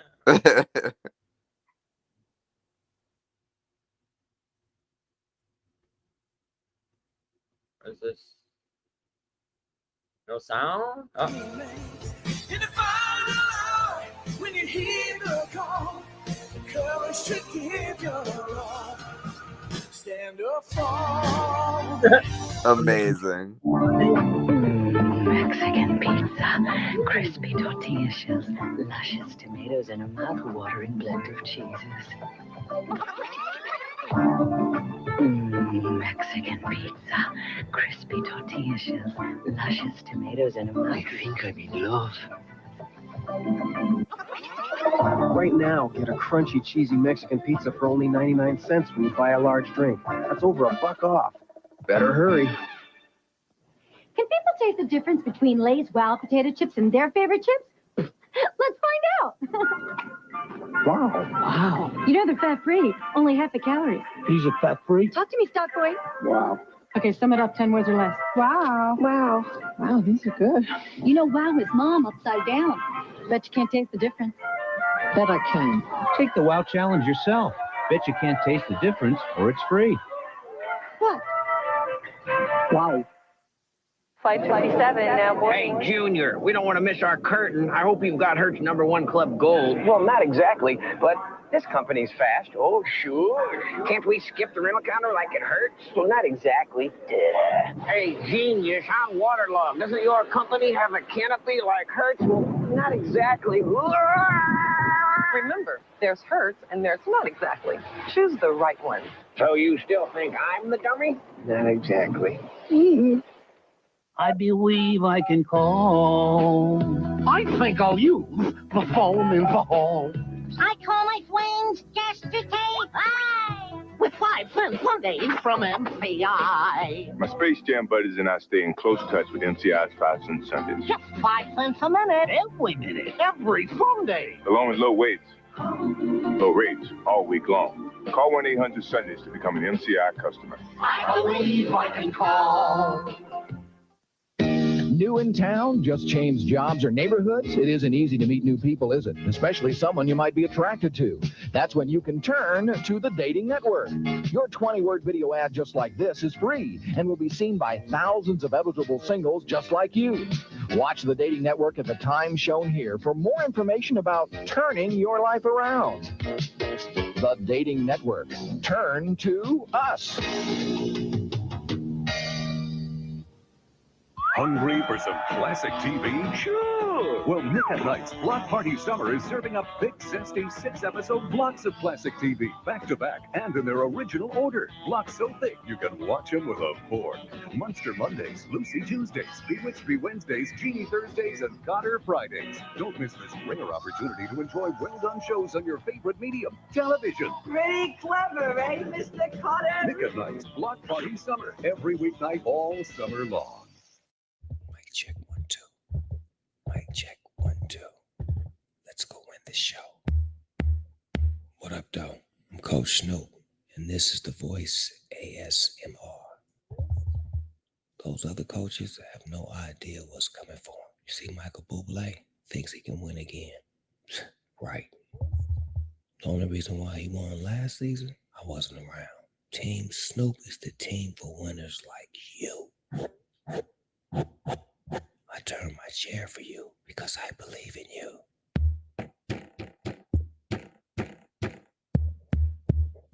Snoop Dogg never goes out without a fight. You know what this is? This is the sound of me crushing the other coach's dreams. Let's go win this show.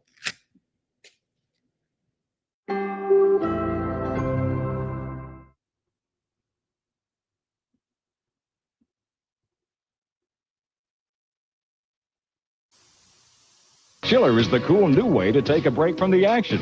Outdoors, indoors, any place, anytime. So go ahead and beat the heat with the Chiller. You get 3 giant 32-ounce chillers, all for only $19.95. That's just $6.65 a piece if you order now.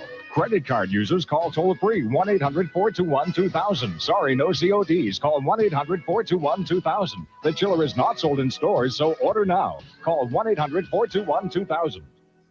If you want your stomach to look like this, then you want 8-minute abs. 8-minute abs is great. I pop it in, I'm done, and it works. The secret to 8-minute abs is using the abdominal muscles in a specific sequence to maximize effectiveness, and that's why it works. It gets the job done in only 8 minutes. Call now to get yours for only $19.95, and we'll also send 8-minute buns absolutely free. Call 1-800-523-9700. 1-800-523-9700. This week on Video Hotline, the hottest movies in town. Don't speak, don't speak, don't speak. I'm racked with guilt. You're racked with guilt. Stay right here and shoot anything that comes down that ramp. Why am I so perplexed? I used to have the same problem. All on Video Hotline, the video store that delivers. We decided to get a PC. He was worried about the cost. Now he just worries about his swing. When you call 1-800-GATEWAY, they'll set you up with YourWare, an affordable new way to own the latest technology. For just $59.95 a month, we can custom build you a PC with an Intel Pentium 2 processor, color printer, DVD drive, and internet access. Let's email the kids our scores. Call us, and let's talk about YourWare from Gateway. Okay, we had a little 90s commercial break there, but we're back with more Unscripted Logic, number 62, the Kansas City Shuffle. So, a couple different things we could get into, how we do. Actually, we gotta talk about this. This is insane. So, I saw this a couple days ago. Fucking TikTok trends, man, social media trends. I have, like, I'm worried. I'm worried about this generation, man. I really am, because these people will do anything for clout, for a little bit of clout. As we heard, the kid pretending to poke people with a needle. Clearly clout fishing, looking for clout. But then the shit that becomes trends online, the shit that people do just because someone else did it and they thought it looked cool, like, it's ridiculous.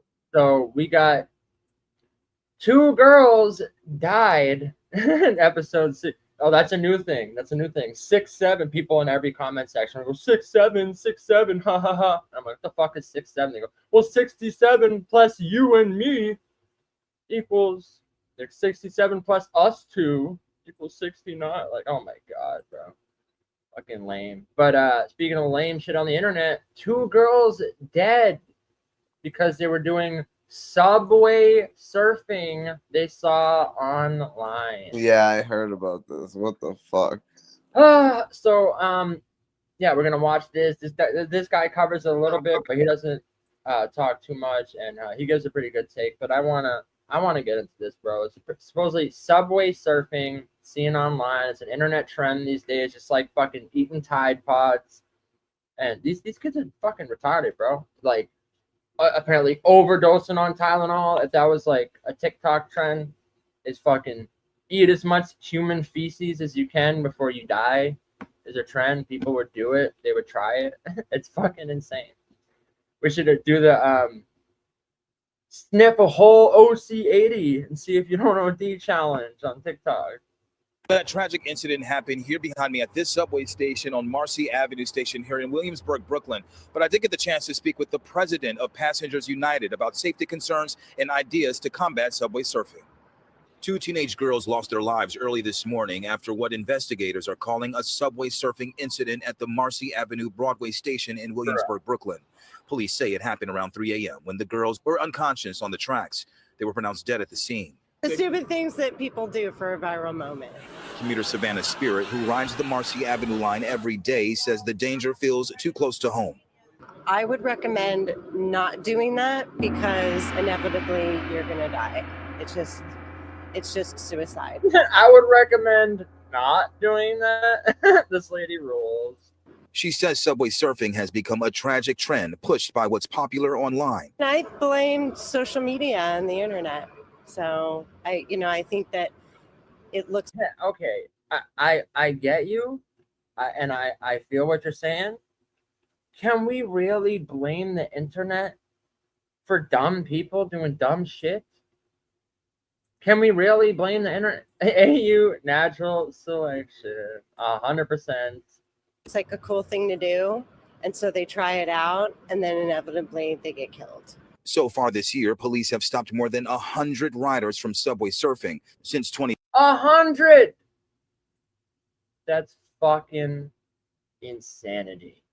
2023, the NYPD has been deploying drones to stop subway surfers, spotting them from above in real time and allowing officers to stop trains at the next station to safely remove riders before they get hurt. Year to date, at least 3 people have died subway surfing.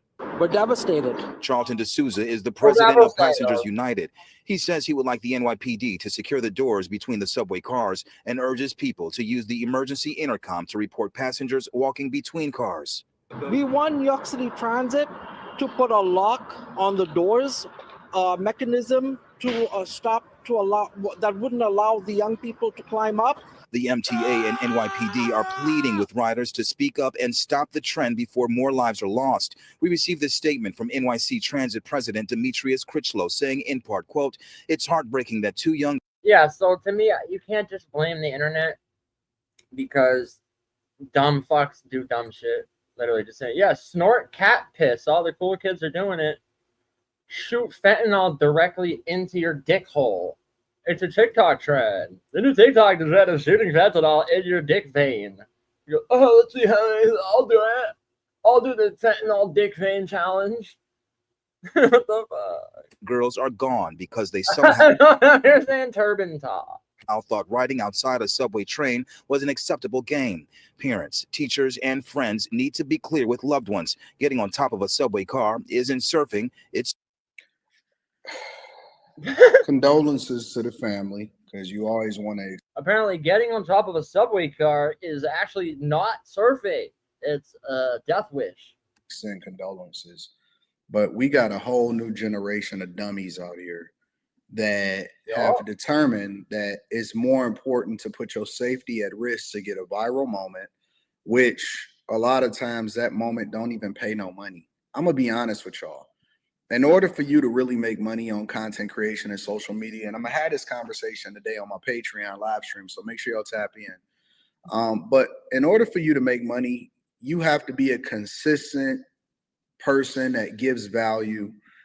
And so when you see people risking their lives for pennies or for a viral moment or just for likes, it's so sad because it shows me the culture that we live in today. I mean, yes, but like I don't, you can't just blame the internet, I feel like, because people have been doing dumb shit before the internet. Before the internet, people did dumb shit, okay? All the time, you've heard about some dangerous bridge jumping that people in town are doing it. They want to go do it. They want to go climb the fucking skyscraper and parachute off with no parachute. Like, people just do dumb shit. But obviously, attention is the new form of currency. Obviously, I don't know, man. I don't know what's going on with these kids these days. I don't know if there's any hope. I don't know what to say. But I don't know. I do think clout chasing has been around for decades. So I want to get into this tale because we're going to do a little on this day in history, but there's not that much on this day. So we're going to get into a strange person from history. Okay? Strange person from history. This one is Mary Toft. And I think it's a good example. Clout chasers have existed since the 1700s. Okay? January 13th, 1763, Mary Toft gives birth to rabbits? Let's hear about Mary Toft, one of the first 17th century clout chasers there ever was. Let's see here. Zoom in a little. Mary Toft, born February 1703, also spelled Tofts, was an English woman from goddamn Surrey. who in 1726 became the subject. She was the first cloud chaser, 100%. Oh, shit. Social, you awake? You fall asleep? Okay. Englishman from goddamn Surrey, 1726, became the subject of considerable controversy when she tricked doctors into believing she had given birth to rabbits. In 1726, Toff became pregnant, but following her reported fascination with the sighting of a rabbit, she miscarried. Her claim to have given birth to various animal parts prompted the arrival of John Howard, a local surgeon, who investigated the matter. He delivered several pieces of animal flesh and duly notified other prominent physicians, which brought the case attention to Nathaniel St. Andrew, the surgeon to the royal house of King George. St. Andrew concluded the Toff's case was genuine, but the king also sent surgeon Syriacus Alarellus, who remained skeptical. But then, quite famous, Toff was brought to London, where she was studied in detail. Under intense scrutiny and producing no more rabbits, she confessed it to be a hoax, which she was put upon her family and subsequently imprisoned for fraud. The resultant public mockery created a panic within the medical profession and ruined the careers of several prominent surgeons. The affair was satirized on many occasions, not least by the pictorial satirist and social critic William Hogarth, who was nobly critical of the medical profession's gullible ability. Toft was eventually released without charge and returned home. The scandal had a lasting effect on the public trust of the medical field, contributing to widespread skepticism about the competence and ethics of physicians during that era. Oh, well, I didn't know he was here. Usually you have something to say. I usually do have something to say, but I was letting you, do your thing. You weren't letting shit. The story first came to the public's attention in late October 1726, when reports began to reach London. See, even back then, wild rumors. This was the first rumor, I feel like, back like we were talking about. Richard Gere stuck a gerbil up his ass. This was like, yo, some fucking crazy bitch the next town over gave birth to rabbits. And this rumor made it nationwide, apparently. Well-attested piece of news. That poor woman who lives at goddamn Surrey, near that town, was about a month past delivery by Mr. John Howard, an eminent surgeon and midwife, of a creature resembling that of a rabbit. He said, hippo lip. It resembles that of a rabbit's foot, whose heart and lungs grew without its belly. About 14 days since, she was delivered by the same person of a perfect rabbit.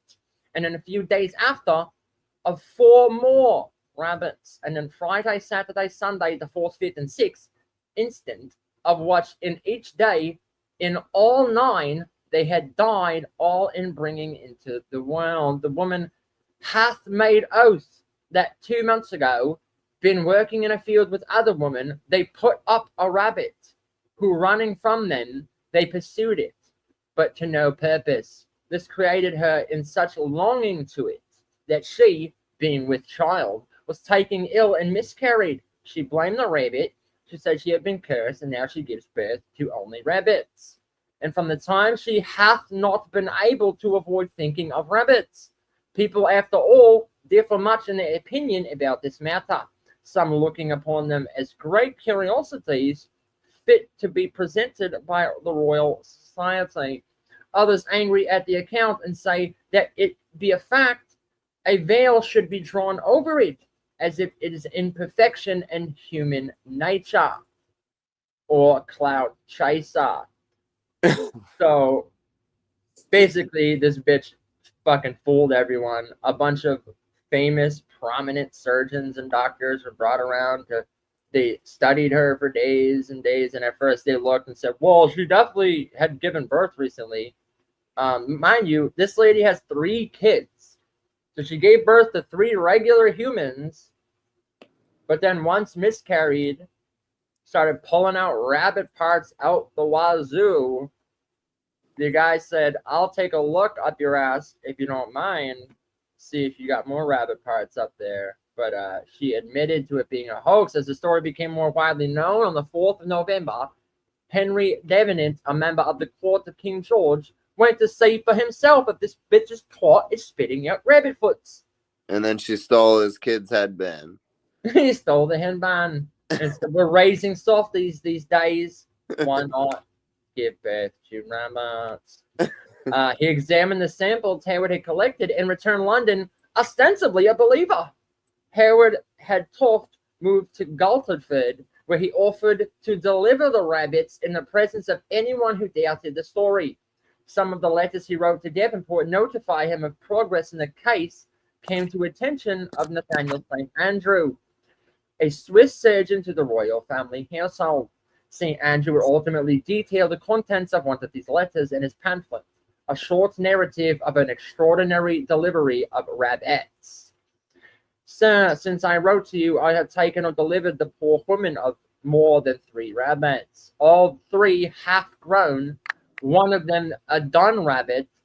The least leaped 23 hours in the uterus before it died. DYD, it died. As soon as the 11th rabbit was taken away, up leaped the 12th rabbit right out of its twat, which now leaping, if you have any curious person that is pleased to come from post may see another leap in her uterus, and shall take it from her if he pleases, which will be great satisfaction to the curious. If she had been with child, she has but 10 days more to go. I do not know how many rabbits may be behind. I have brought the woman to Galterford for better convenience." You know, there's a whole investigation here. Some dumb fucks believed her. You know, everyone's fascinated by the lady who gives birth to rabbits, of course. But it's like Pablo said, she is a nasty. You know, so this guy even said, he's like, "One leapt out her uterus, one straight from behind. I'm looking in his cervix, and a rabbit jumped out at me." I wonder if it was like the flying squirrel. I was just gonna say, it's just after they didn't believe the rabbit, she switched to black swans. I gave birth to a black swan. So, as to prevent something from, literally, seemed to press her knees and thighs together as to prevent something from, quote, dropping down. He thought Howard's behavior just as suspicious. The man midwife would not let him help deliver the rabbits.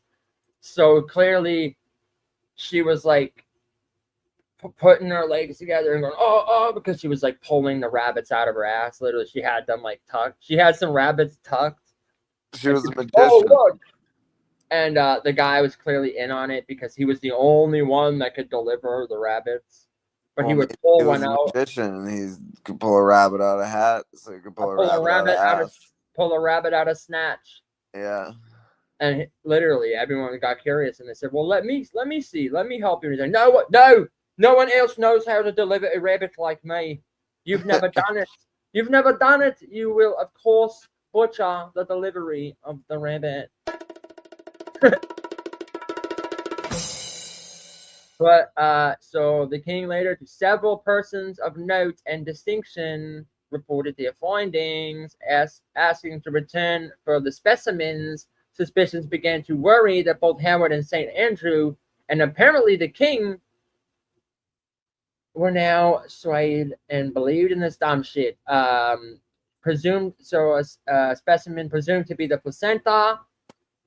She was quite ill, suffering from constant pain on the right side of her abdomen. Her preemptive move against this dumb shit. Affidavits from several witnesses. What did it say about the placenta? Bro, it's all written in like fucking old English, so it's It gave her dementia. Yeah, the placenta gave it dementia. Not to mention, she was banging Yeah, a dude named so, Hector. you know, you can look it up more yourself, but examine more people. The Bishop of Chester examined Toft and found the right side of her abdomen was slightly enlarged. Mannington was also delivered that he thought it was a hog's bladder. What? Bro, I don't know. This story is fucking wacky and weird, and I think it's just one of those cases of like the first worldwide hoax of multiple people or mass hysteria or something. Look, there's a picture right here, right? It said St. Andrew described Toft as possessing healthy, strong constitution of a small size and fair complexion, of a very stupid and sullen temper. She can neither write nor read, and her husband, as a poor journeyman clother, by whom she has had 3 children. Many baby rabbits can be seen on the floor. The examination, printed in the early days of newspapers, the story became a national sensation. So apparently not just rabbits, but they were saying like she had a hog's bladder in there too. She had a fucking unicorn horn up her asshole. And her husband was getting her pregnant with all these things. Apparently, like, I don't know. Maybe this is like a case of bestiality. And she really was spitting out like fucking half dead rabbits or something. I don't know, man. Well, you know, a pig and an elephant's DNA just don't match. Facts. But man bear, she gave birth to man bear pig. She gave birth to a man bear pig. But she herself admitted She herself admitted it was just a fucking hoax. So, you know, like a bunch of these people are just retards apparently. But some people said it to be true. When they couldn't get any rabbits to come out, she said they mostly come out at night. Mostly. So it says every creature in town, both men and women, have been to see and feel her. They felt her up. The perpetual emotions, noises, and rumblings in her belly are something prodigious. All the eminent physicians, surgeons, and men midwives in London are there day and night to watch her next production. But, you know, one put on the spot and examined, and while waiting to see if she'd spit out some more rabbits, this is infamous as bloodline.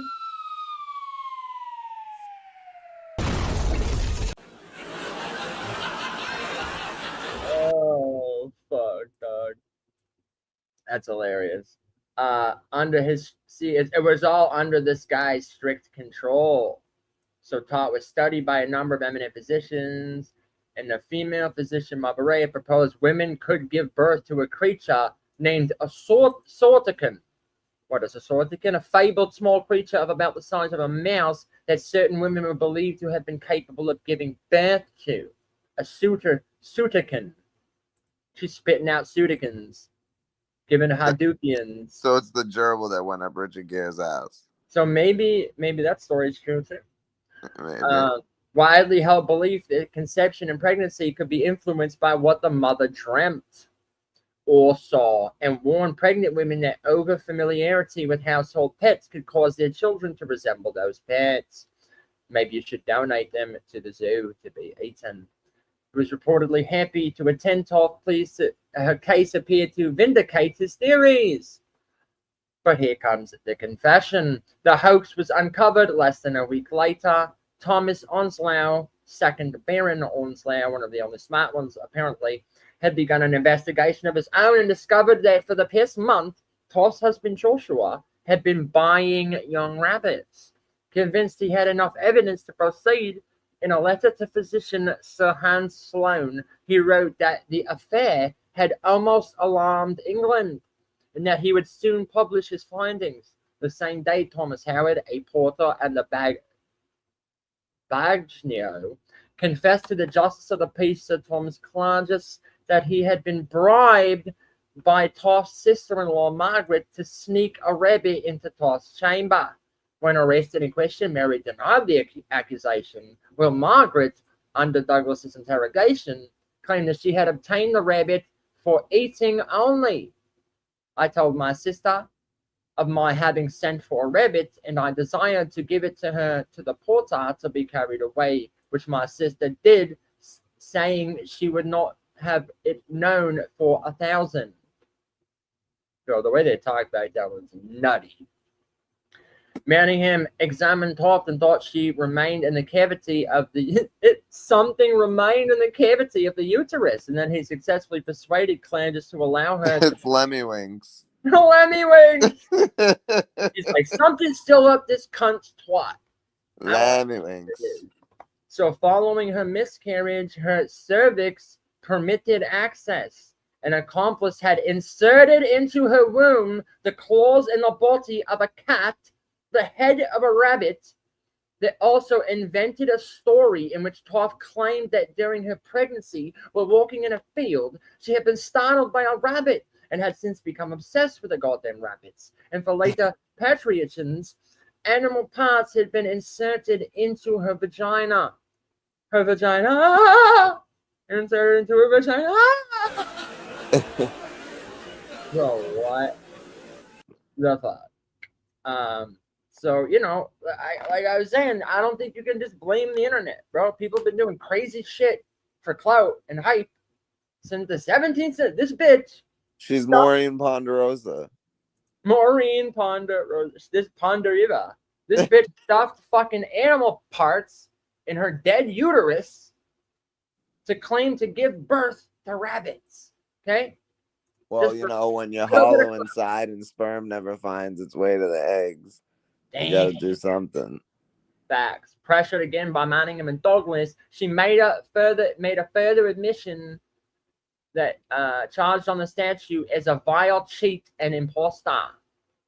In her earlier unpublished confession, she blamed the entire affair on a range of other participants, of course. Blamed a bunch of other people. Bitch, you let them stuff them in your twat. Typical woman. Can't take accountability for anything. Blaming everyone else. She fucking boofed Lemmy Wings. She boofed Lemmy Wings at the gerbil, the Richard Gere gerbil, and then she's trying to blame everyone else like she was an unwitting co-conspirator. They just shoved them up there. No, you kept saying you genuinely believed you were giving birth to rabbit. You made up a whole fucking story to back it up. What are you talking about? Yeah. She blamed everyone from her mother. Now, if you put a tortoise and a hare in her vagina, which one do you think would come out first? I don't know, bro. Bro, you know they have actual professional snail races that they bet on. That is boring. It's fire. I actually have a video of it too. That would be fucking boring. So literally, she blamed her mother-in-law, John Howard, also claimed a traveling woman told her how to insert rabbits into her body. How the fuck did this random lady know? Oh, you want to learn? Yeah. I know the best way to stuff a rabbit in your twat. Oh, you want people to believe that you're giving birth to rabbits? I know exactly how to do that. It's fucking insane. So she was labeled an abominable cheat and impostor and pretending to be delivered for several monstrous births. The nurse had been examined as to the persons concerned with her, but either was kept in the dark or so the imposition or is not willing to disclose what she knows, for nothing can be got from her so that her resolution shocks others. You know, Mary Topp's later life. She's now infamous. She is, they're saying, infamous. She had become quite ill while incarcerated. I wonder why you're stuffing animal parts up your twat. You wonder why you got sick, lady. Yeah. That's how the typhoid fever started.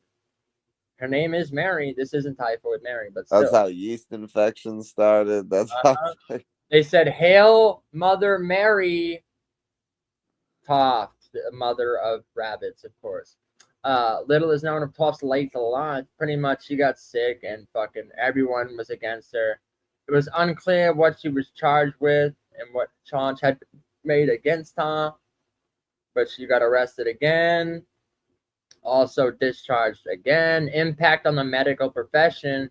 Pretty much it's saying ever since this happened, the public's trust in the medical field was like shattered because like you dumb fucks all said this is real. This is really happening.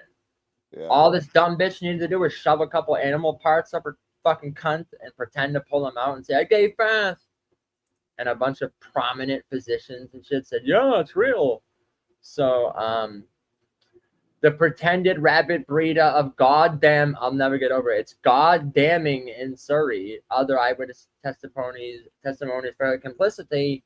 Hogarth's print was not only the image that ridiculed the affair, but a broadsheet published in 1727 which satirizes St. Andrew was popular at the time. So it's like a bunch of people just making fun of the doctors and symbolizing, the legacy. Toff did not escape the ire of satirists who concentrate on mainly the sexual innuendo. Look, you gotta make calls if you want to get results. And there's like all these fucking animals crawling out of a bitch's twat and shit. So a bunch of people made fun of her. People lost all trust in the medical profession. And, it's just funny. I thought it was a funny story. One of the first clout chasers ever, the mother of rabbits, Mary Toff, and the wild hoax. But with that, let's get into a little bit on this day in history. Not as much, but a little bit to be said about today. So it is October 6th. Yeah. It's the 6th of October, and we have the Reno brothers' first train cart robbery. Now, I've never heard of them, but I imagine it to be pretty darn delightful. We love a good delectable heist here. See, there's not much. Bill Clinton debates Bob Dole, man. Austria-Hungary annexes Bosnia, Herzegovina, man. So we're going to get into just these two. Babe Ruth set the world record. President of Egypt assassinated. But first, the Reno brothers carry out the first train robbery in U.S. history. Bum, bum, bum. If you ever wonder what the first train robbery was, it was by the Reno brothers. They said, on October 6, 1866, dude, the brothers John and Simon Reno staged their first train robbery in American history, making off with $13,000 from an Ohio and Mississippi Railroad train in Jackson County, Indiana. Of course, it was in Indiana. Of course. Of course. I wonder if they hid out in a lyrical forest and jumped out to rob the train. They pulled up in a rap ski mask and said, "Give me the load, give me the load." And then they crashed on Yo-Yo's couch. Yeah, they did. I think this is where Yo-Yo's family got the money. Damn. It was today they robbed this train in Indiana.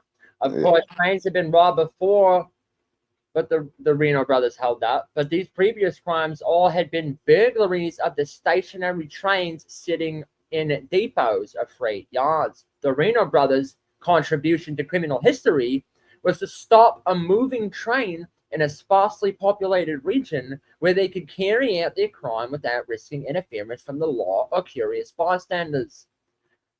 Though created in India, the Reno brothers' new method of robbing trains quickly became very popular in the West. Many bandits who might otherwise have been robbing banks or stagecoaches discovered the newly constructed transcontinental and regional railroads in the West had made attractive targets.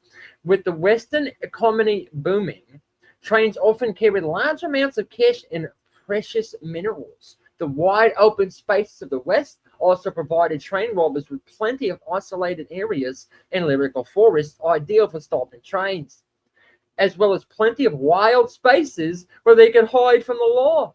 Such criminal gangs, like Butch Cassidy's Wild Bunch, found the robbing trains was so easy and lucrative that even a Karen could do it. It's like stealing a headband from a child. So lucrative that for the time, and they made it their criminal specialty. The railroad owners, however, were not about to sit back and let Cassidy or any other bandit freely pillage their trains. To their dismay, would-be train robbers increasingly found that cash and precious metals on the train were well protected in massive safes. washed over by heavily armed guards. Some railroads, such as the Union Pacific, even began adding special boxcars designed to carry guards and their horses. In the event of an attempted robbery, these men could not only protect the train's valuables, but could also quickly mount their horses and chase down the fleeing bandits, hopefully putting a permanent end to their criminal careers. As a result, by the late 19th century, train robbery was becoming increasingly difficult and dangerous profession. It's like the robbers in the town. They made it their specialty, but what the fuck? So, little interesting there for you. 1927, the jazz singer premieres, ushering out Hollywood's silent era, while hailed as the first feature-length talkie and earning blockbuster sums at the box office. The film had only about 2 minutes of synchronized dialogue, and the rest used titles. Babe Ruth sets the world record. In 1926, Yankee slugger Babe Ruth hits a record 3 homers against the St. Louis Cardinals in the 4th game of the World Series. The Yanks won, and Babe Ruth will be known as the motherfucking Great Bambino. 1981, the president of Egypt is assassinated. It said, fucking Islamist extremist dude. Assassinate Anwar. Anwar! His name is literally Anwar. Fucking Islamist extremists taking out Anwar. The president of Egypt, as he reviews troops on the anniversary of the Yom Kippur War, led by the Khalid el-Islamabali, a lieutenant of the Egyptian army with no connections to the terrorist group Takfir wal-Hajari. The terrorists, all wearing army uniforms, stopped in front of the reviewing stand and fucking fired shots and threw grenades into the crowd of Egyptian government officials. Sadat X, who was shot 4 fucking times, died 2 hours later. 10 other people also died in the attack, and despite Sadat's incredible public service record for Egypt, he was instrumental in winning the nation's independence and democratizing it. His controversial peace negotiation with Israel, which led the Chaim Begin, won the Nobel Peace Prize and made him a target for extremists across the Middle East. Sadat had also angered many by allowing the ailing Shah of Iran to die in Egypt rather than return to Iran to stand trial for his crimes against the country. Libyan leader Muammar Gaddafi sponsored Takfir wal-Hajiri, engineered his own unsuccessful attempt at Sadat's life in 1980. Despite the well-known threats on his life, Sadat did not withdraw from the public eye, believing it was important to the country's well-being that he be open and available, dude. Before executing their plan, Islamabad's team of assassins took hits of hashish to honor a long-standing Middle Eastern tradition. As their vehicles passed the reviewing stand, they jumped out and started firing at Vice President Hosni Mubarak, was sitting near Sadat and managed to survive the attack. I'm sure he did. Taking over the country when Sadat died. No, I just magically survived the attack and am your successor. Nothing strange there. Mubarak, who had nothing to do with the attack, arrested hundreds of people suspected to have participated in the conspiracy to kill Sadat. Eventually, charges were brought against 25 men who went to trial in November. Many of those charged with unrepentant and proudly admitted their involvement. Islamabad and 4 others were executed, while 17 others were sentenced to prison time. So there you have the story of the president of Egypt getting murked off, kid.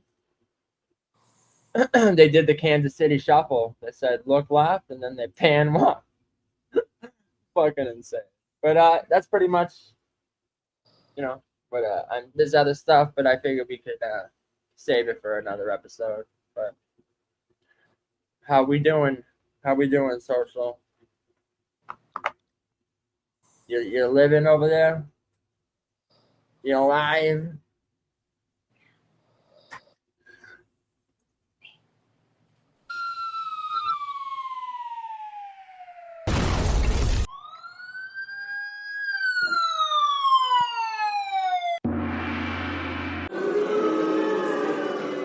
Oh no! Do some bar pong? Or, I don't know. You sound pretty tired, bro. Bro, I've been up since 4 o'clock this morning. I worked fucking 12 hours. Nah, I feel you. Ophelia. But I mean, we can try it. yeah. I mean, it's been pretty much 3 hours, but I don't know. If Caesar wants to pull up, Caesar, We can try it. I'm getting fat. I need a diet. Oh my god, hold on. I'll pull up the fucking phrase generator. Yo, the phrase generator. Fucking the gays penetrate you. In ways fucking pause. In ways that weren't meant for nature. Ah. Hold on, I'm gonna send the link. But to them it's second nature. The tech will blaze you. The tech will blaze. And all the investigators. I'll leave you so broke, I'll sectionate you.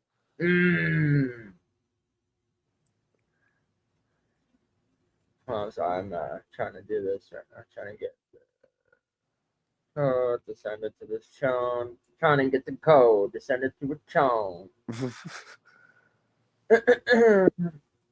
I rap from the metro to the gnome. Remix.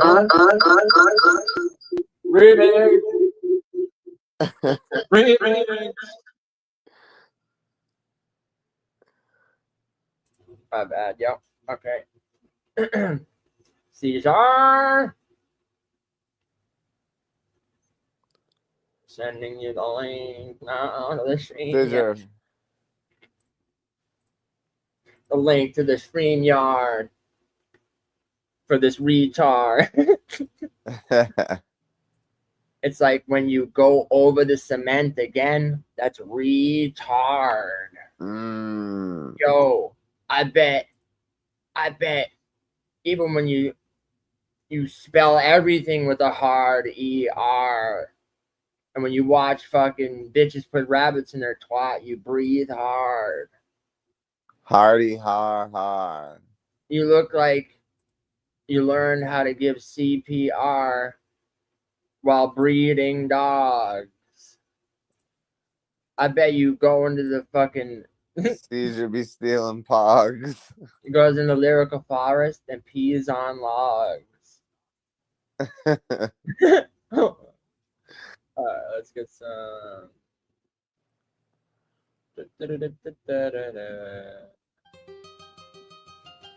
Oh, Caesar's dog. He's like, we're 2 peas in a pod. Okay, let's put us on the other side. CDs. I'm the cream of the crop. Yo, you're a son of a gun. You probably hang out with none. You're in 1 of 1.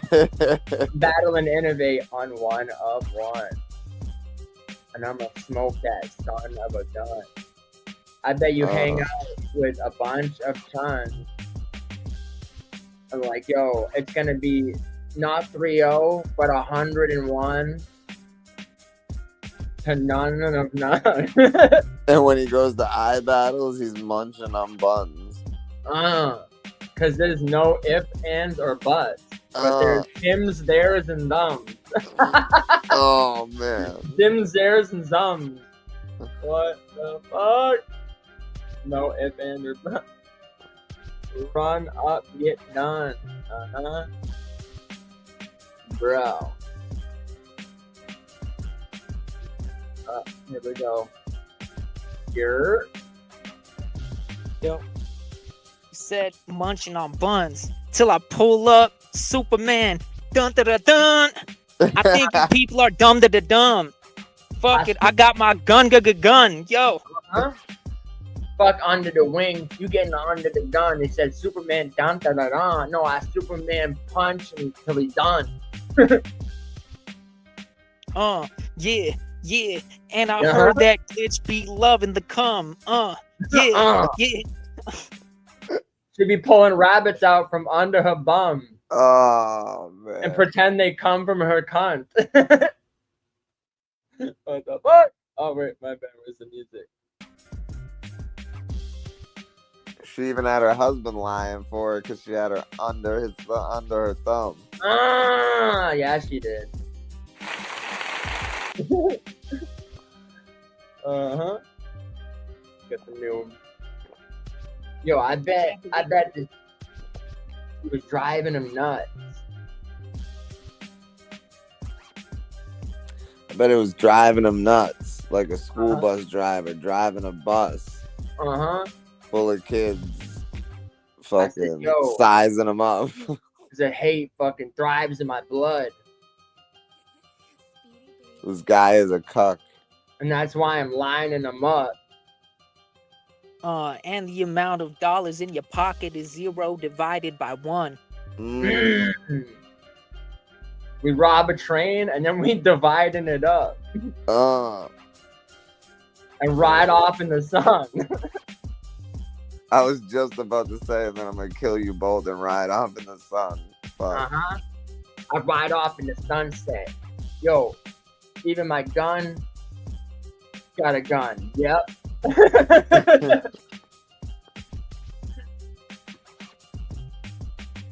You'd be hanging out with Infamous in a sundress. You'd be watching through the window, peeping Tom while he undressed. And you had a smile on your face, wasn't under the rust. I bet you're 2 thumbs up when it comes to bum sex.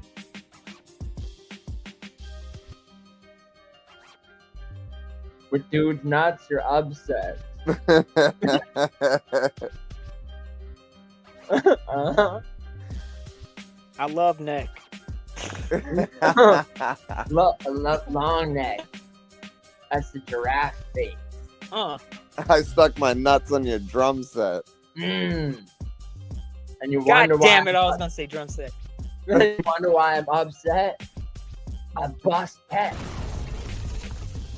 Well, I bust text. Put a beat on Funk Flex.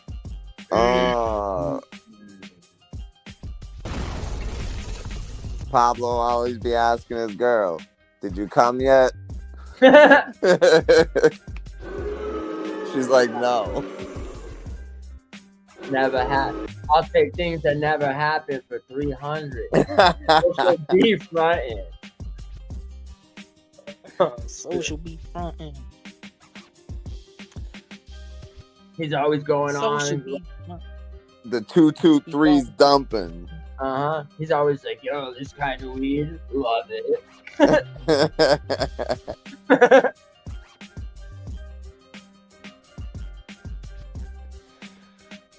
I guess he loves the sober, slowly, sweet loving.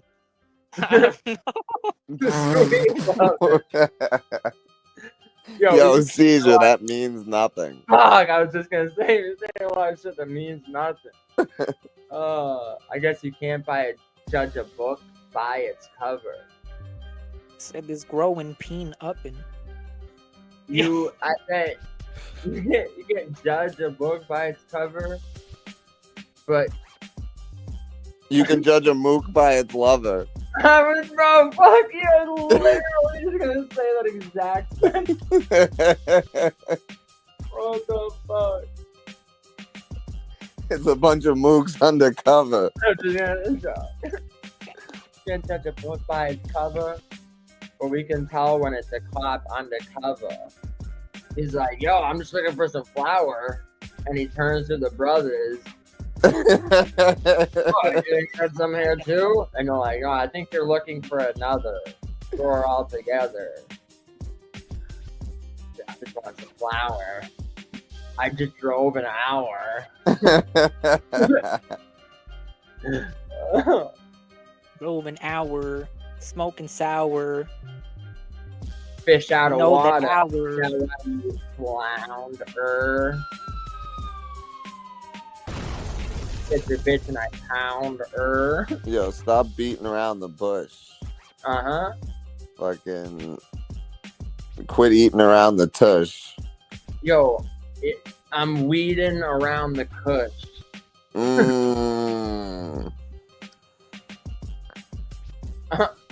I'm beating up her tush.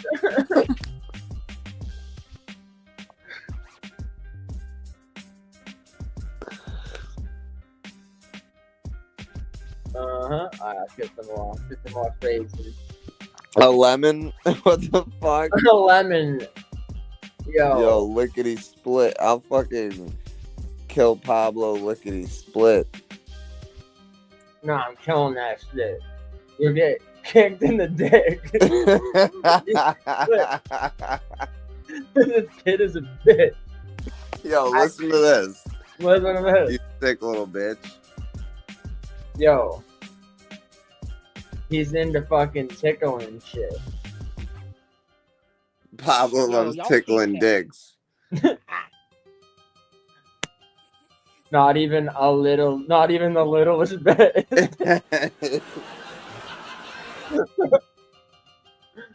Hopefully no kids listen to this. Nope. If they did, they think y'all gay. How can I sit here and call y'all hombres? Aw, man.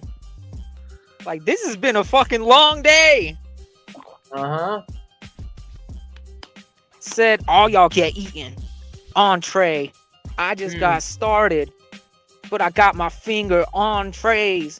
Yo, and you'll be lined up with chalk. Yeah, on trays. You'll get choke slammed like Andre. Nah, call me a father. Padre. Because either way, it's going Pob's way. Al Pacino. This afternoon is a dog day.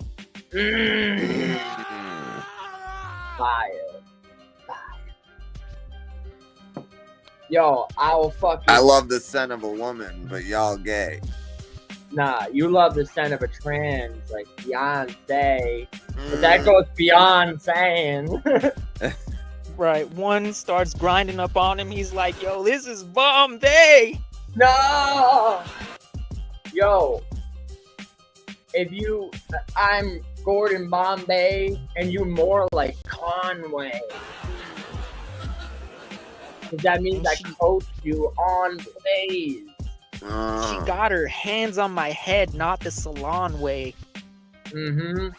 Beer 702 said you should have referenced Scarface.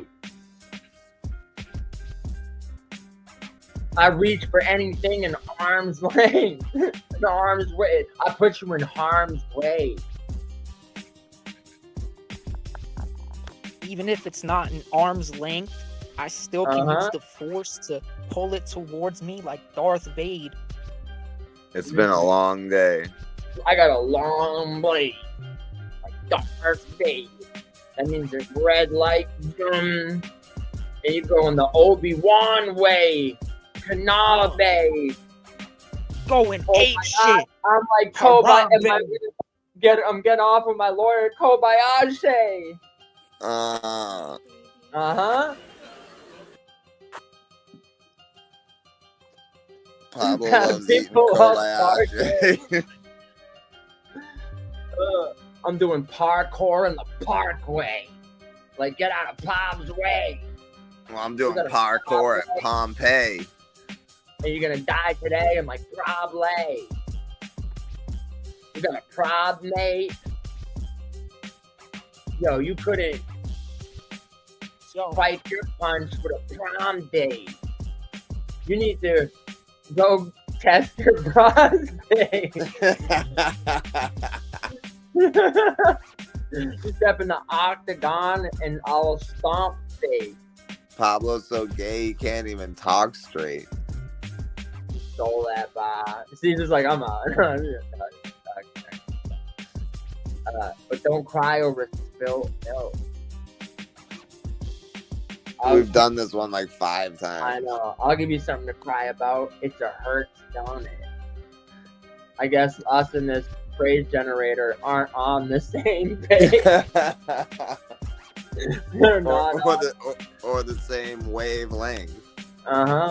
Different wavelengths. Not on the same page. Fat people love parquet. Because y'all be giving us the same phrase, mate. Jaws of life. Repeat Fucking. ourselves every 8 days. You think you're talking y'all nice, but I'll break your jaw for life. Said y'all are gay. Need to get it out your system, mainframe. Hey, man. I'll take aim. At a fucking freight train. And you dogs known for biting. Great Dane. Let's go. Yo, the jig is up. Because what goes up must come down. What the fuck? Need a wake-up call if you think you're Cody. More like Pete Brokey. Yo, I'm about to type an emoji and fucking how it's all just phony baloney. Your raps sound real Taz Lody. Y'all making me mad, Brody. Adrian. Rocky. Oh, Tum, you got me. The Adrian Brody or Adrian Broner. I'm with the hot milk cougar mom and gave me a bone her. So I brought her in the other room and boned her. I said, bitch, put that fucking dinner in the stove first. Well, I was still wearing my loafers. It just dropped off by my chauffeur. But I said, I gotta get to the stove first. I told my kids, bitch, go do your homework. I gotta show them how this roast work.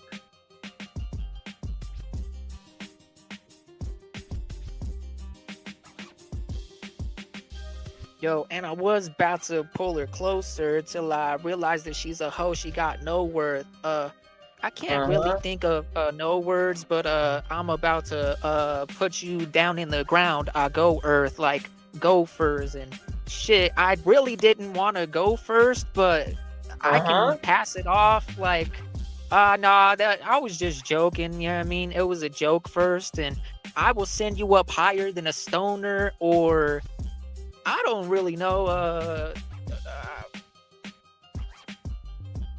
Yo, do y'all smoke herb? Yo, go that first on your home turf. You said go first like a gopher, but I prefer to roast these fucking grown herbs with the pronouns, but I pro with the nouns and I smoke words. Yo. Social, I'm so sure. You probably go to box socials. With no shirt. With no shirt. Yo. Oh, fuck.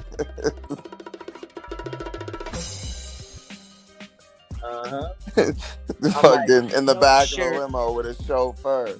I'm like, yo, call before you show first. Right. The fuck? With no when I go get some weed, I don't want no dirt. I'm not P black. No, sir. Because that's par for the course. I think you're retarded for sure. You're not on par with the bars that I scored. Your partner's a whore. I'm starting a war. You're garbage for sure. Garbage for sure. No, I'm like the top of a mountain. You barely mountain the top of a horse. You couldn't And if you want to bridle a whore, you should probably like start with a dwarf.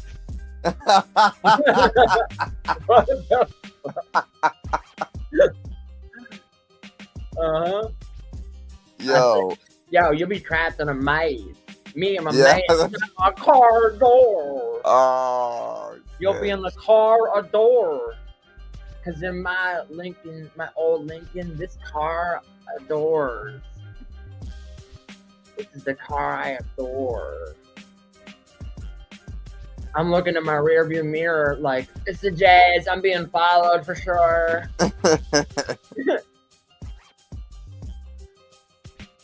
Yo, I'm feeling under the weather. It's a hard pill to swallow for sure. It's raining. I'm gonna get under the umbrella. No, you didn't catch that. I said, Beretta. No, I said I'm better. No, I said I'm Robert Blake when he was fucking Beretta. Google got Scrambled one of eggs. us. I'm a omelet flipper. Nah, you're a fucking walnut ketchup. I'm gonna fuck your sister and watch her scissor another bitch. Well, that's an awesome picture. Yes, there you go. But right, and she told me that that you were on a bender and your dick couldn't get hard, but you gave it an honest effort. Oh man! And she said you look like an Amish mister. And I took her to the first talking picture. But I was scared to be seen to walk in with her.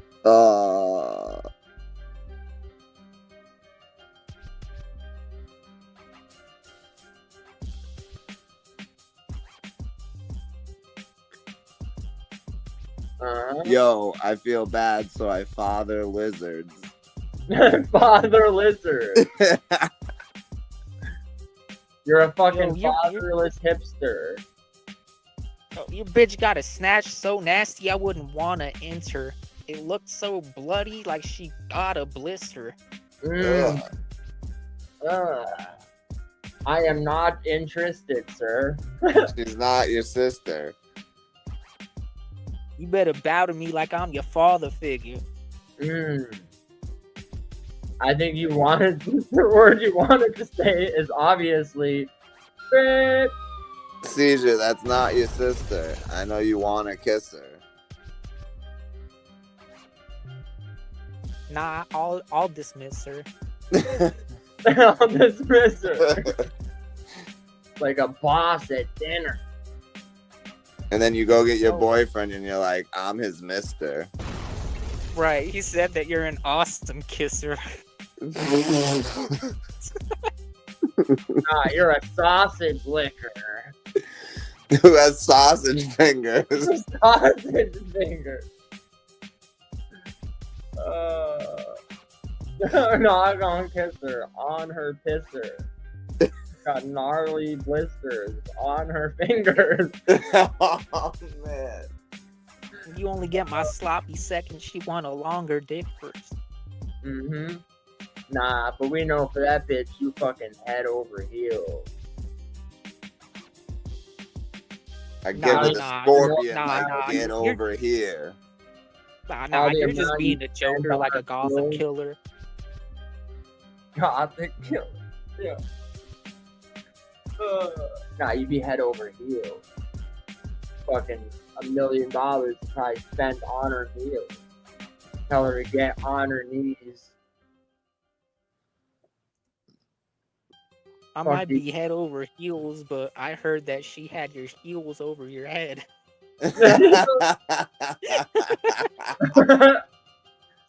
Yo. Nice.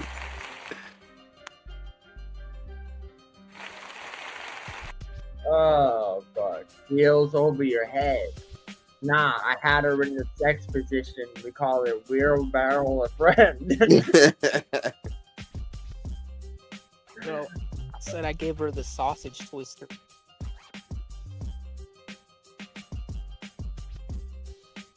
Uh-huh. Yo, this Yeah, is this stream is- yard. I gave her a Y'all noogie. don't That's really a seem noggin hard. itcher.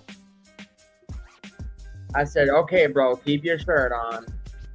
Yo, I don't eat lobster dinner. Fire. I don't eat lobster dinner. We Keep played your some shirt awesome Twister She's got an oblong with for- Pablo's sister. Your oblongish sphincter.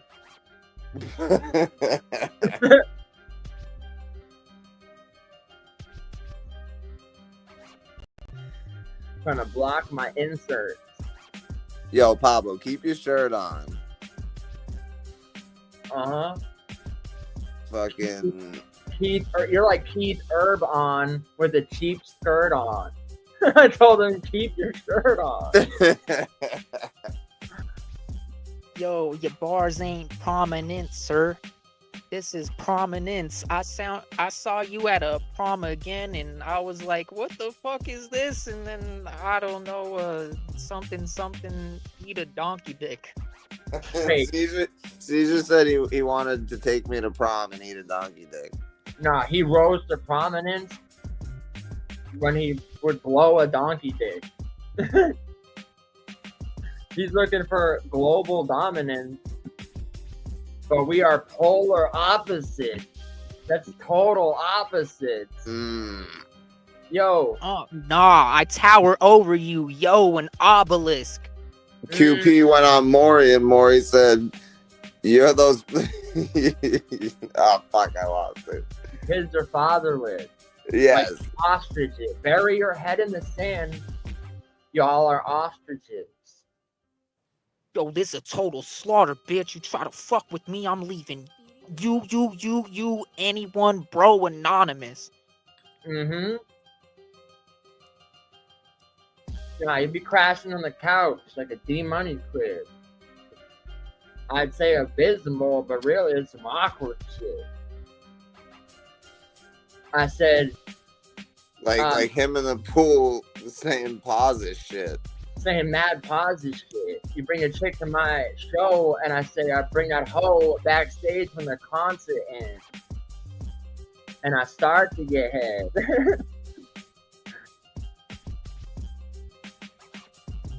For a carton of eggs. Uh-huh. And you're sitting there wondering where all of them just went. Because your mother, sister, and daughter fucking... are taller than men. Got up and left. Yo, we all like it when you talk in an accent like you're an Aussie kid. I hear that you would give GHB to women on some Cosby shit. Hey, we're not gonna do any Aussie disrespect. I flip your words. I'm awesome. I got awesome dialect. Ozzy the squirrel will bite your neck. On some Ozzy Osbourne shit. Yo, I rip a mic. Yo, I rip a mic. That ain't nothing. This a knife.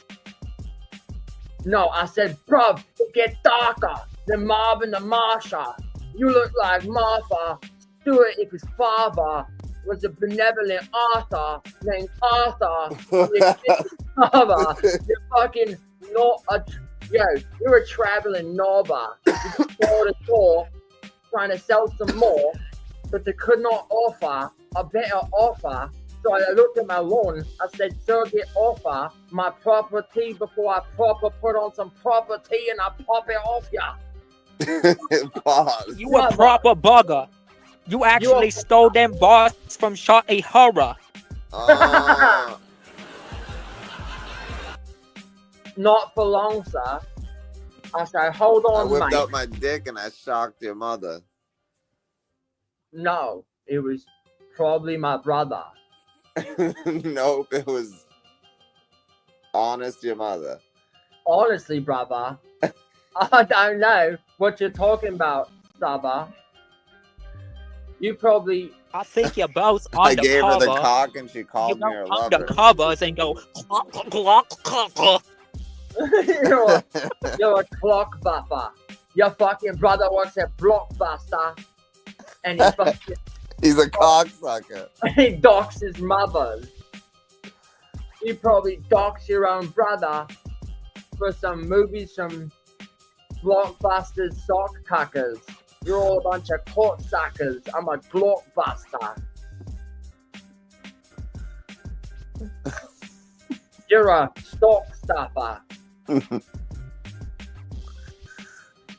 Y'all are puppets like Walker Walker. Yo, I run these streets like Walker Flocker. I'm the type to talk to a boss. I don't know, something Sergeant Slaughter. Sound more like Humpty Dumpty, not a honker tonker. I will drop a tonker trunk on the topper. Any fucking guy off the top of the tallest building, I toss it off her. Oh shit! You cannot drop it better. You find a better offer than this, and I will offer you a lot of extra money, but you can never, because I'm just better. I got your honey in a potter, like Harry Potter, and it brings me back to the honey because I'm a grizzly bear like Winnie the Pooh, and you did some awful extra doofus in the back of some fucking movie that I didn't even want to watch it. You've got to stop it. I'm causing wreckage on the interstate when I'm spitting great, and y'all just mess with the wrong guy. So if you just a full guy like Mark Wahlberg's acting, but I am the bot director. That's called ABBABA like ever, mate. Yo, you want to watch my mama? You came over to the bathroom, stunk it up, sir. She said that you a logger dumper. A logger dumper. No, I'm hotter than a pot of lava. I said, yo, give me a point. I would like another logger. You look like a lumberjack that we would call a logger. But I stuffed my log inside your missus, and she she said, chonka, chonka. I just built a snowman. I just built a outrageous snowman. What I have built can be replicated by no man. I'll wear a shirt from Al Bundy's No Man. Yo, I want to fuck her, but her cunt looks like Rob Bologna. Rob Bologna. You look like the guy called Robin Decker, who I will run skate up on you and rob your deck, sir. Start it over. Start it over. From the beginning or on the exit. Yo, you look like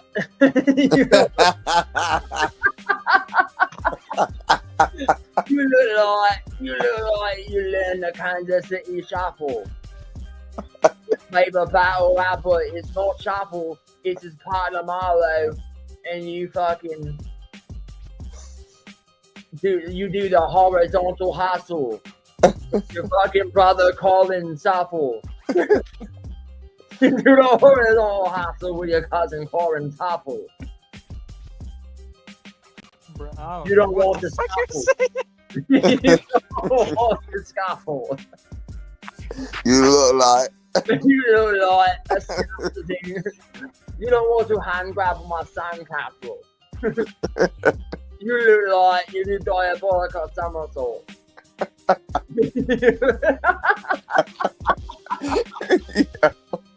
You look Yo, like I'm spitting it darker. I spit the darkest. What I spit is the hardest. Yo, I send out a whole shipment for Harvey's. Oh my god. You look like you look like that you look like a guy when you look right into his eyes and you're like, hey, why do you look like a guy that you look like? You get hired on movie things to be a lookalike because you look like a lookalike. Pablo coming, look alive. I took his bride. You look like a guy. Stupid.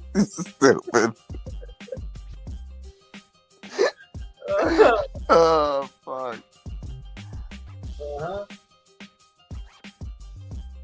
I went to the grocery store and said, "Look, a lime." And I looked over and I said, "Oh look, a book on limes." I said, "In a private appointment you could book online, but you need to show up in person and look alive." He said, "You could beat me." I said, "Oh look, alive."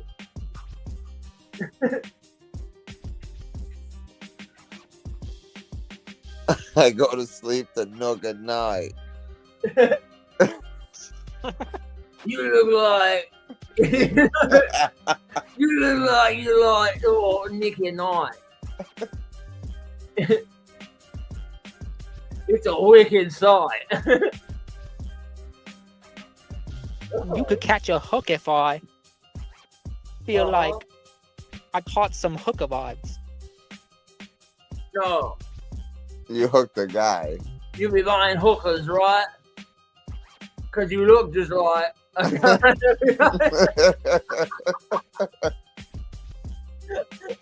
You look just like the Sugar's Night. That's dark. I'm spitting it darker. No, you looking like Sugar Ray, Sugar Gay if you was pussy pie.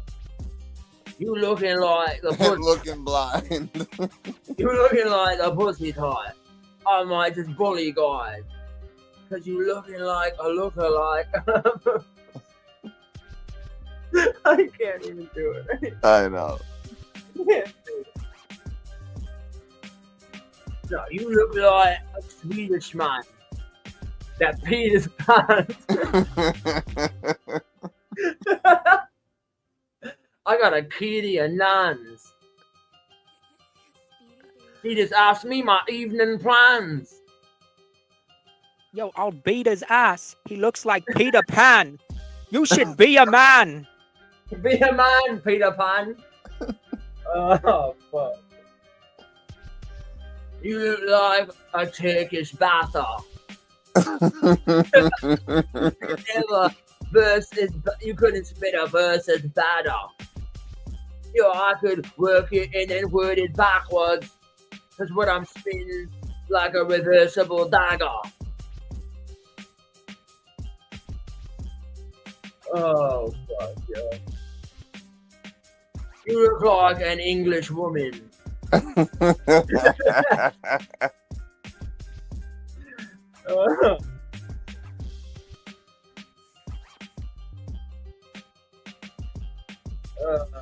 Like Mrs. Doubtfire. You look like Robbie. Your rhymes, I Doubtfire.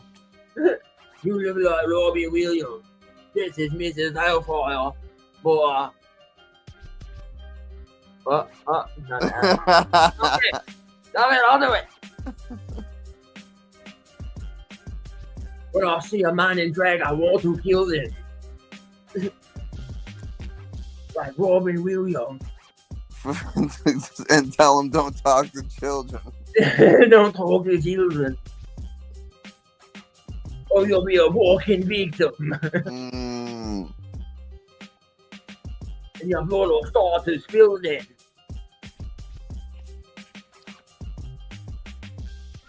The reversible dagger. I'll give you cervical cancer. Fire. Fucking fire. Fire. Oh, shit. Bro, I was talking to my brother about socially.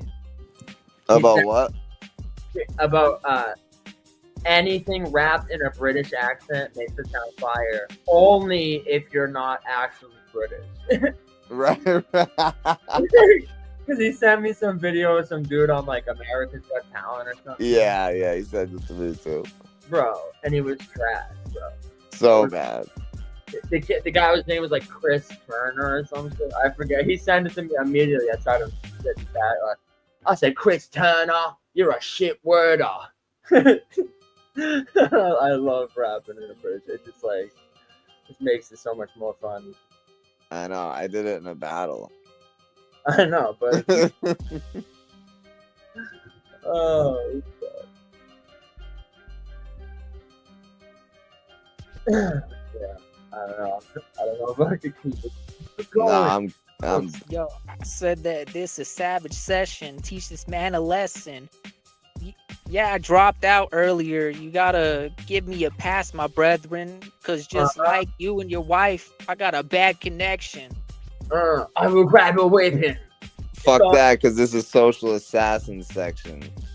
I will grab a weapon and start to rapidly stab into your guilty satisfaction. You look like. You look like.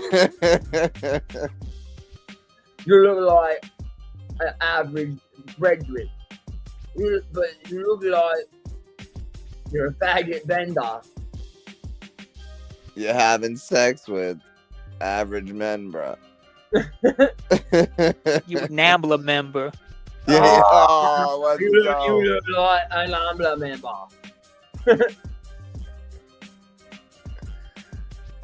You look like a Francis Drescher. Francis Drescher. You look like your nan's dressed, y'all.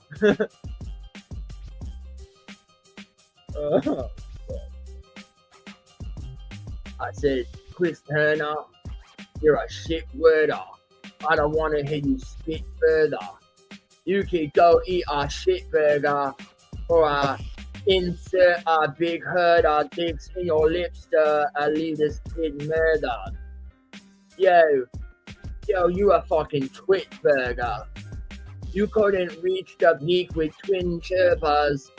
It's the chin inverter. Bin Laden with a big knife and blade and big burqa. Your mom's name is Big Bertha. Big Bertha. What the fuck? Oh, shit. Oh, this is fun. You look like Large Marge sent ya.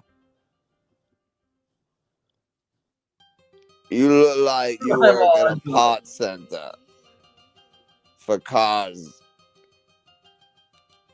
That's it. That's all I got. I'm too tired. You look like you like large members at a small dinner and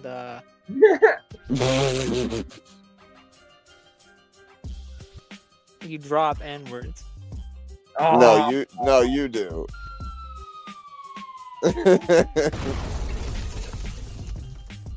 All right, I think that about wraps it up, bro. I don't know if we can keep it going for much longer. That was fun, though. That was fun. Yeah. Next time we'll start a little earlier. A little earlier. Yeah, I usually don't work this late on Mondays. You're an overnight worker. You're an overhyped worker.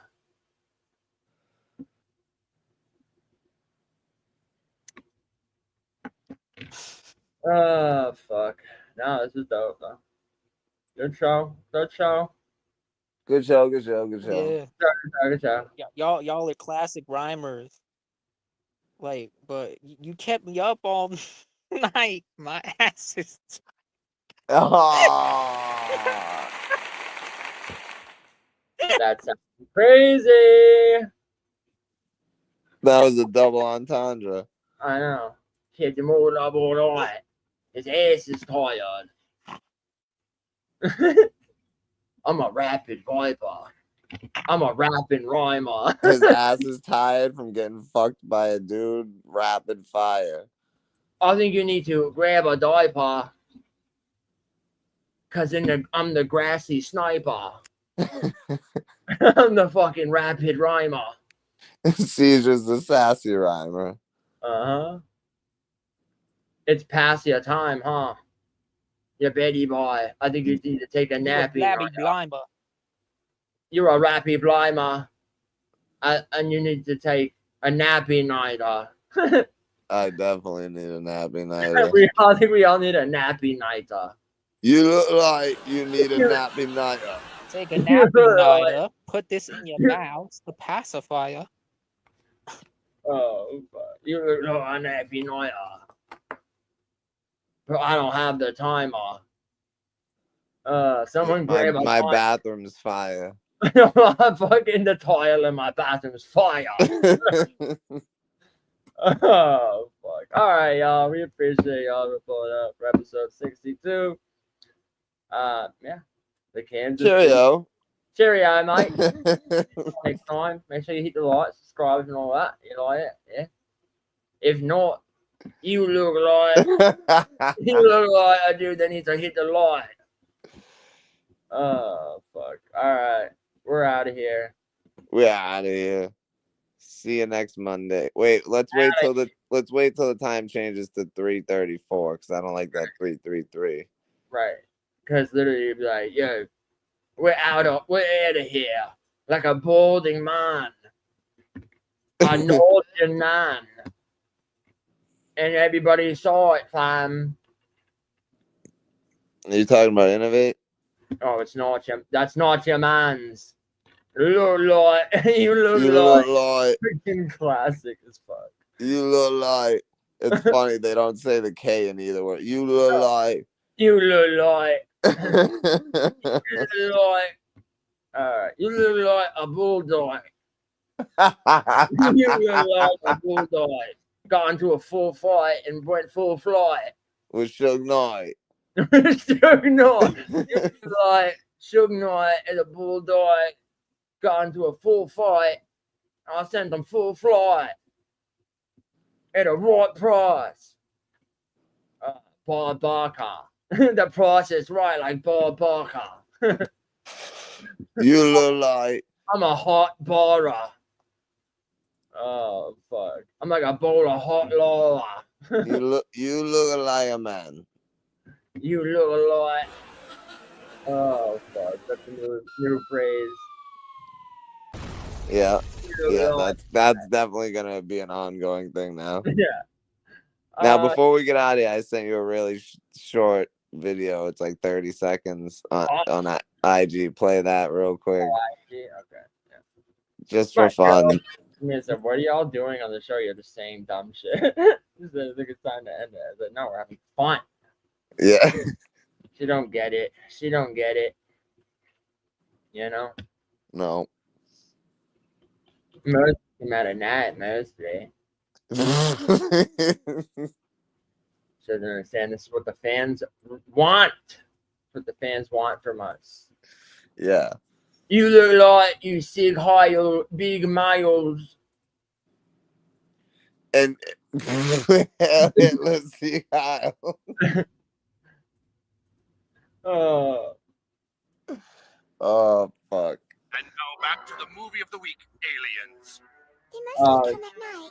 Mostly. They mostly come at night. Mostly. Dude, when my mom finds out that my babysitters had their boyfriends over, she mostly gets really mad. Mostly. Will you tell me what it looked like? The meteor shower? They mostly only come every few years. Mostly. And when I have you and your boyfriend's voices on my speak and record bear, then you'll mostly never babysit me again. Mostly. You insensitive asshole, Cartman! 9 people died! Yeah, but like 8 of them were hippies. Mostly hippies go to farmers markets. Mostly. Mostly hippies that good. Mostly. Alright, I guess we could play that while we get out of here. There you go. Again, Mean Gene here. DJ Cumberbund. What? Hi, bro. My Hogan. That's catchy. Oh, my Hogan. Hulk my Hogan. Time.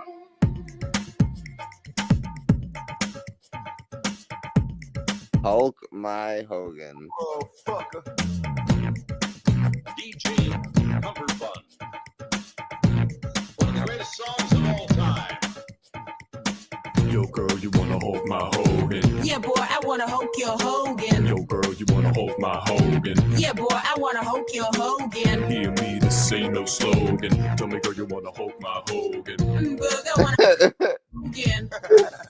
Now I can make miracles with tempos. It's just a mental, written for the nymphos. That's the intro. Shook when you rush me, walk up and touch me. Why do you wanna fuck me? Just cause I'm paid in the worst way, true. Looking kinda good in your birthday suit. I wonder if you're wild or you act shy. Do you like to be on top or the backside? Watch when you lick your lips, shake your hips. Goddamn, I love that shit. Now let's stop fake and be real now. I got a room and a heart on seal down. Met you standing at a bar full of black dudes. Say you wanna see me scar in my tattoos. When we headed for my heart, I'll act right. Boss player when I ride out. That's right. What's your phone So I number? glanced at the girl glanced at me. I was running in the air, you wanna be with me? You wanna look pretty though in my video. Oh, dirty on the hat, and I let you all know. Just dance if you caught up in the Holy Ghost trance. Stop, I'ma put them killer ants in your pants. I'm the ODB, as you can see. FBI, don't you be watching me. I don't want no problems, cause I put you down in the ground where you cannot be found. I'm just dirt dog trying to make some money. So give me my streaks and give me my honey. Radios play this all day, every day. Recognize I'm a fool and you love me. None of you look better look at me funny. Look, you know my name down, give me my money.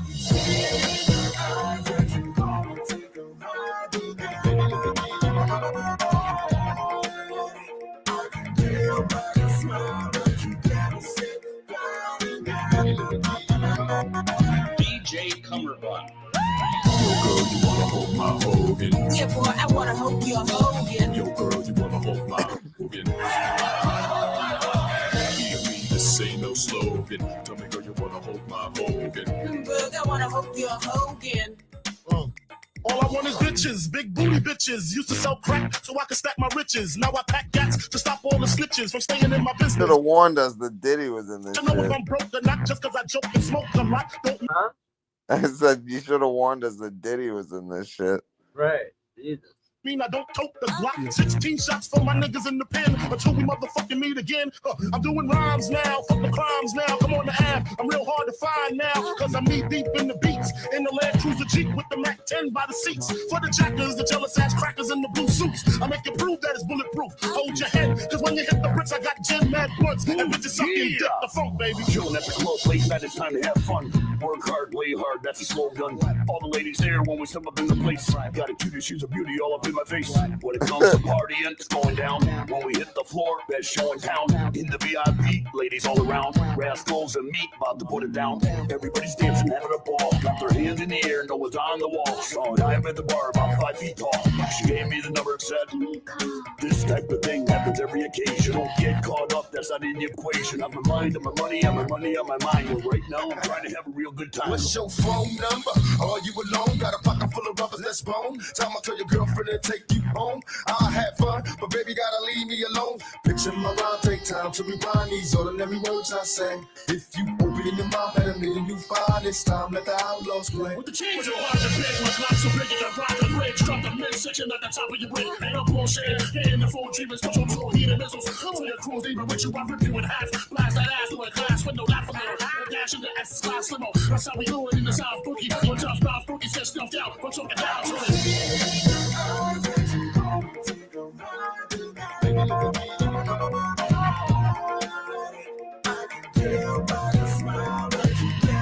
What the fuck? DJ Cumberbund. Yo, girl, you wanna hold my Hogan? Yeah, boy, I wanna hope you're Hogan. Yo, girl, you wanna hold my Hogan? Hear me, this ain't no slogan. Tell me, girl, you wanna hold my Hogan? Bug, I wanna hope you're Hogan. Born and bred in Brooklyn in the USA. They call me out and out without the MCA. Like a lemon to a lime, a lime to a lemon. A sip of death ale with all the fire women.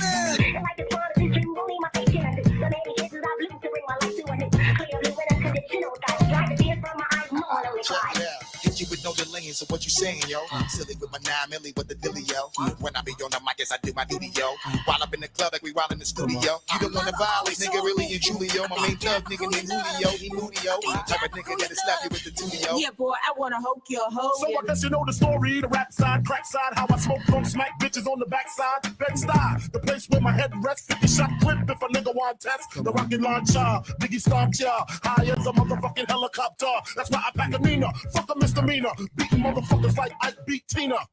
What's love got to do? When I'm ripping all through your whole crew, strapped like bamboo, but I don't swing guns. I got bags of funk and it's selling by the tons. Niggas wanna know how I live a Mac life. Making money smoking mics like crack pipes. It's type simple and plain to maintain. I add a little fruit to the brain. The fuck, baby. Everybody's moving with their hands in the air. I like the girl over there with the long blonde hair. Shaking her thing like it's the end of the world. She's looking our way, her and all her girls. Up in the club, center of attention. Me and my crew at the bar, big pimpin'. Ladies pointing cause they're interested. They step to us and put in their bid. We don't mind cause they're looking lovely. They wanna chill cause we're popping bubbly. They wanna hang out at the after party. We just laid around in the hotel lobby. It's 2 a.m., about time to go. Pay off the tab, then we hit the dough. Then ask the girls what you wanna do. Just if you're walking in the same spot in need of some desperate help. Then I need gold in the G-Child. We're in need of something. One of them things sexy as hell. I said, ooh, I like your size. She said my chords broke down and you seem real nice with your DJ. Yo, girl, you wanna hold my Hogan? Watch it, boy. I wanna hope you're Hogan. Yo, girl, you wanna hold my Hogan? Hear me, this ain't no slogan. Tell me, girl, you wanna hold my Hogan? What's sad, Social? What's so sad, Social?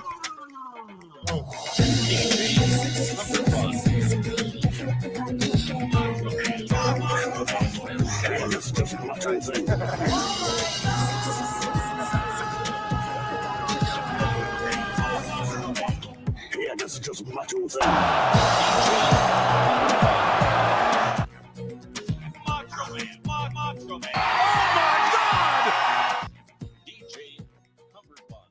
Pablo kill him if for clout chasing. Matter of fact, Pablo had great. We fucked up clip and made that shit spin. Still, gonna hear me when I die. Still. Porno nips. My bad. I mean hippo lip. I'm a straight up contaminant. Is he all right? All right, that's it for the show. Where you appreciate blowing up episode 62 of Unscripted Logic, the Kansas City Shuffle. I just have one question. What? Is it over? Is it over? Oh, it is indeed over. Hit that like, make sure you subscribe. Don't unsubscribe unless you're Chun.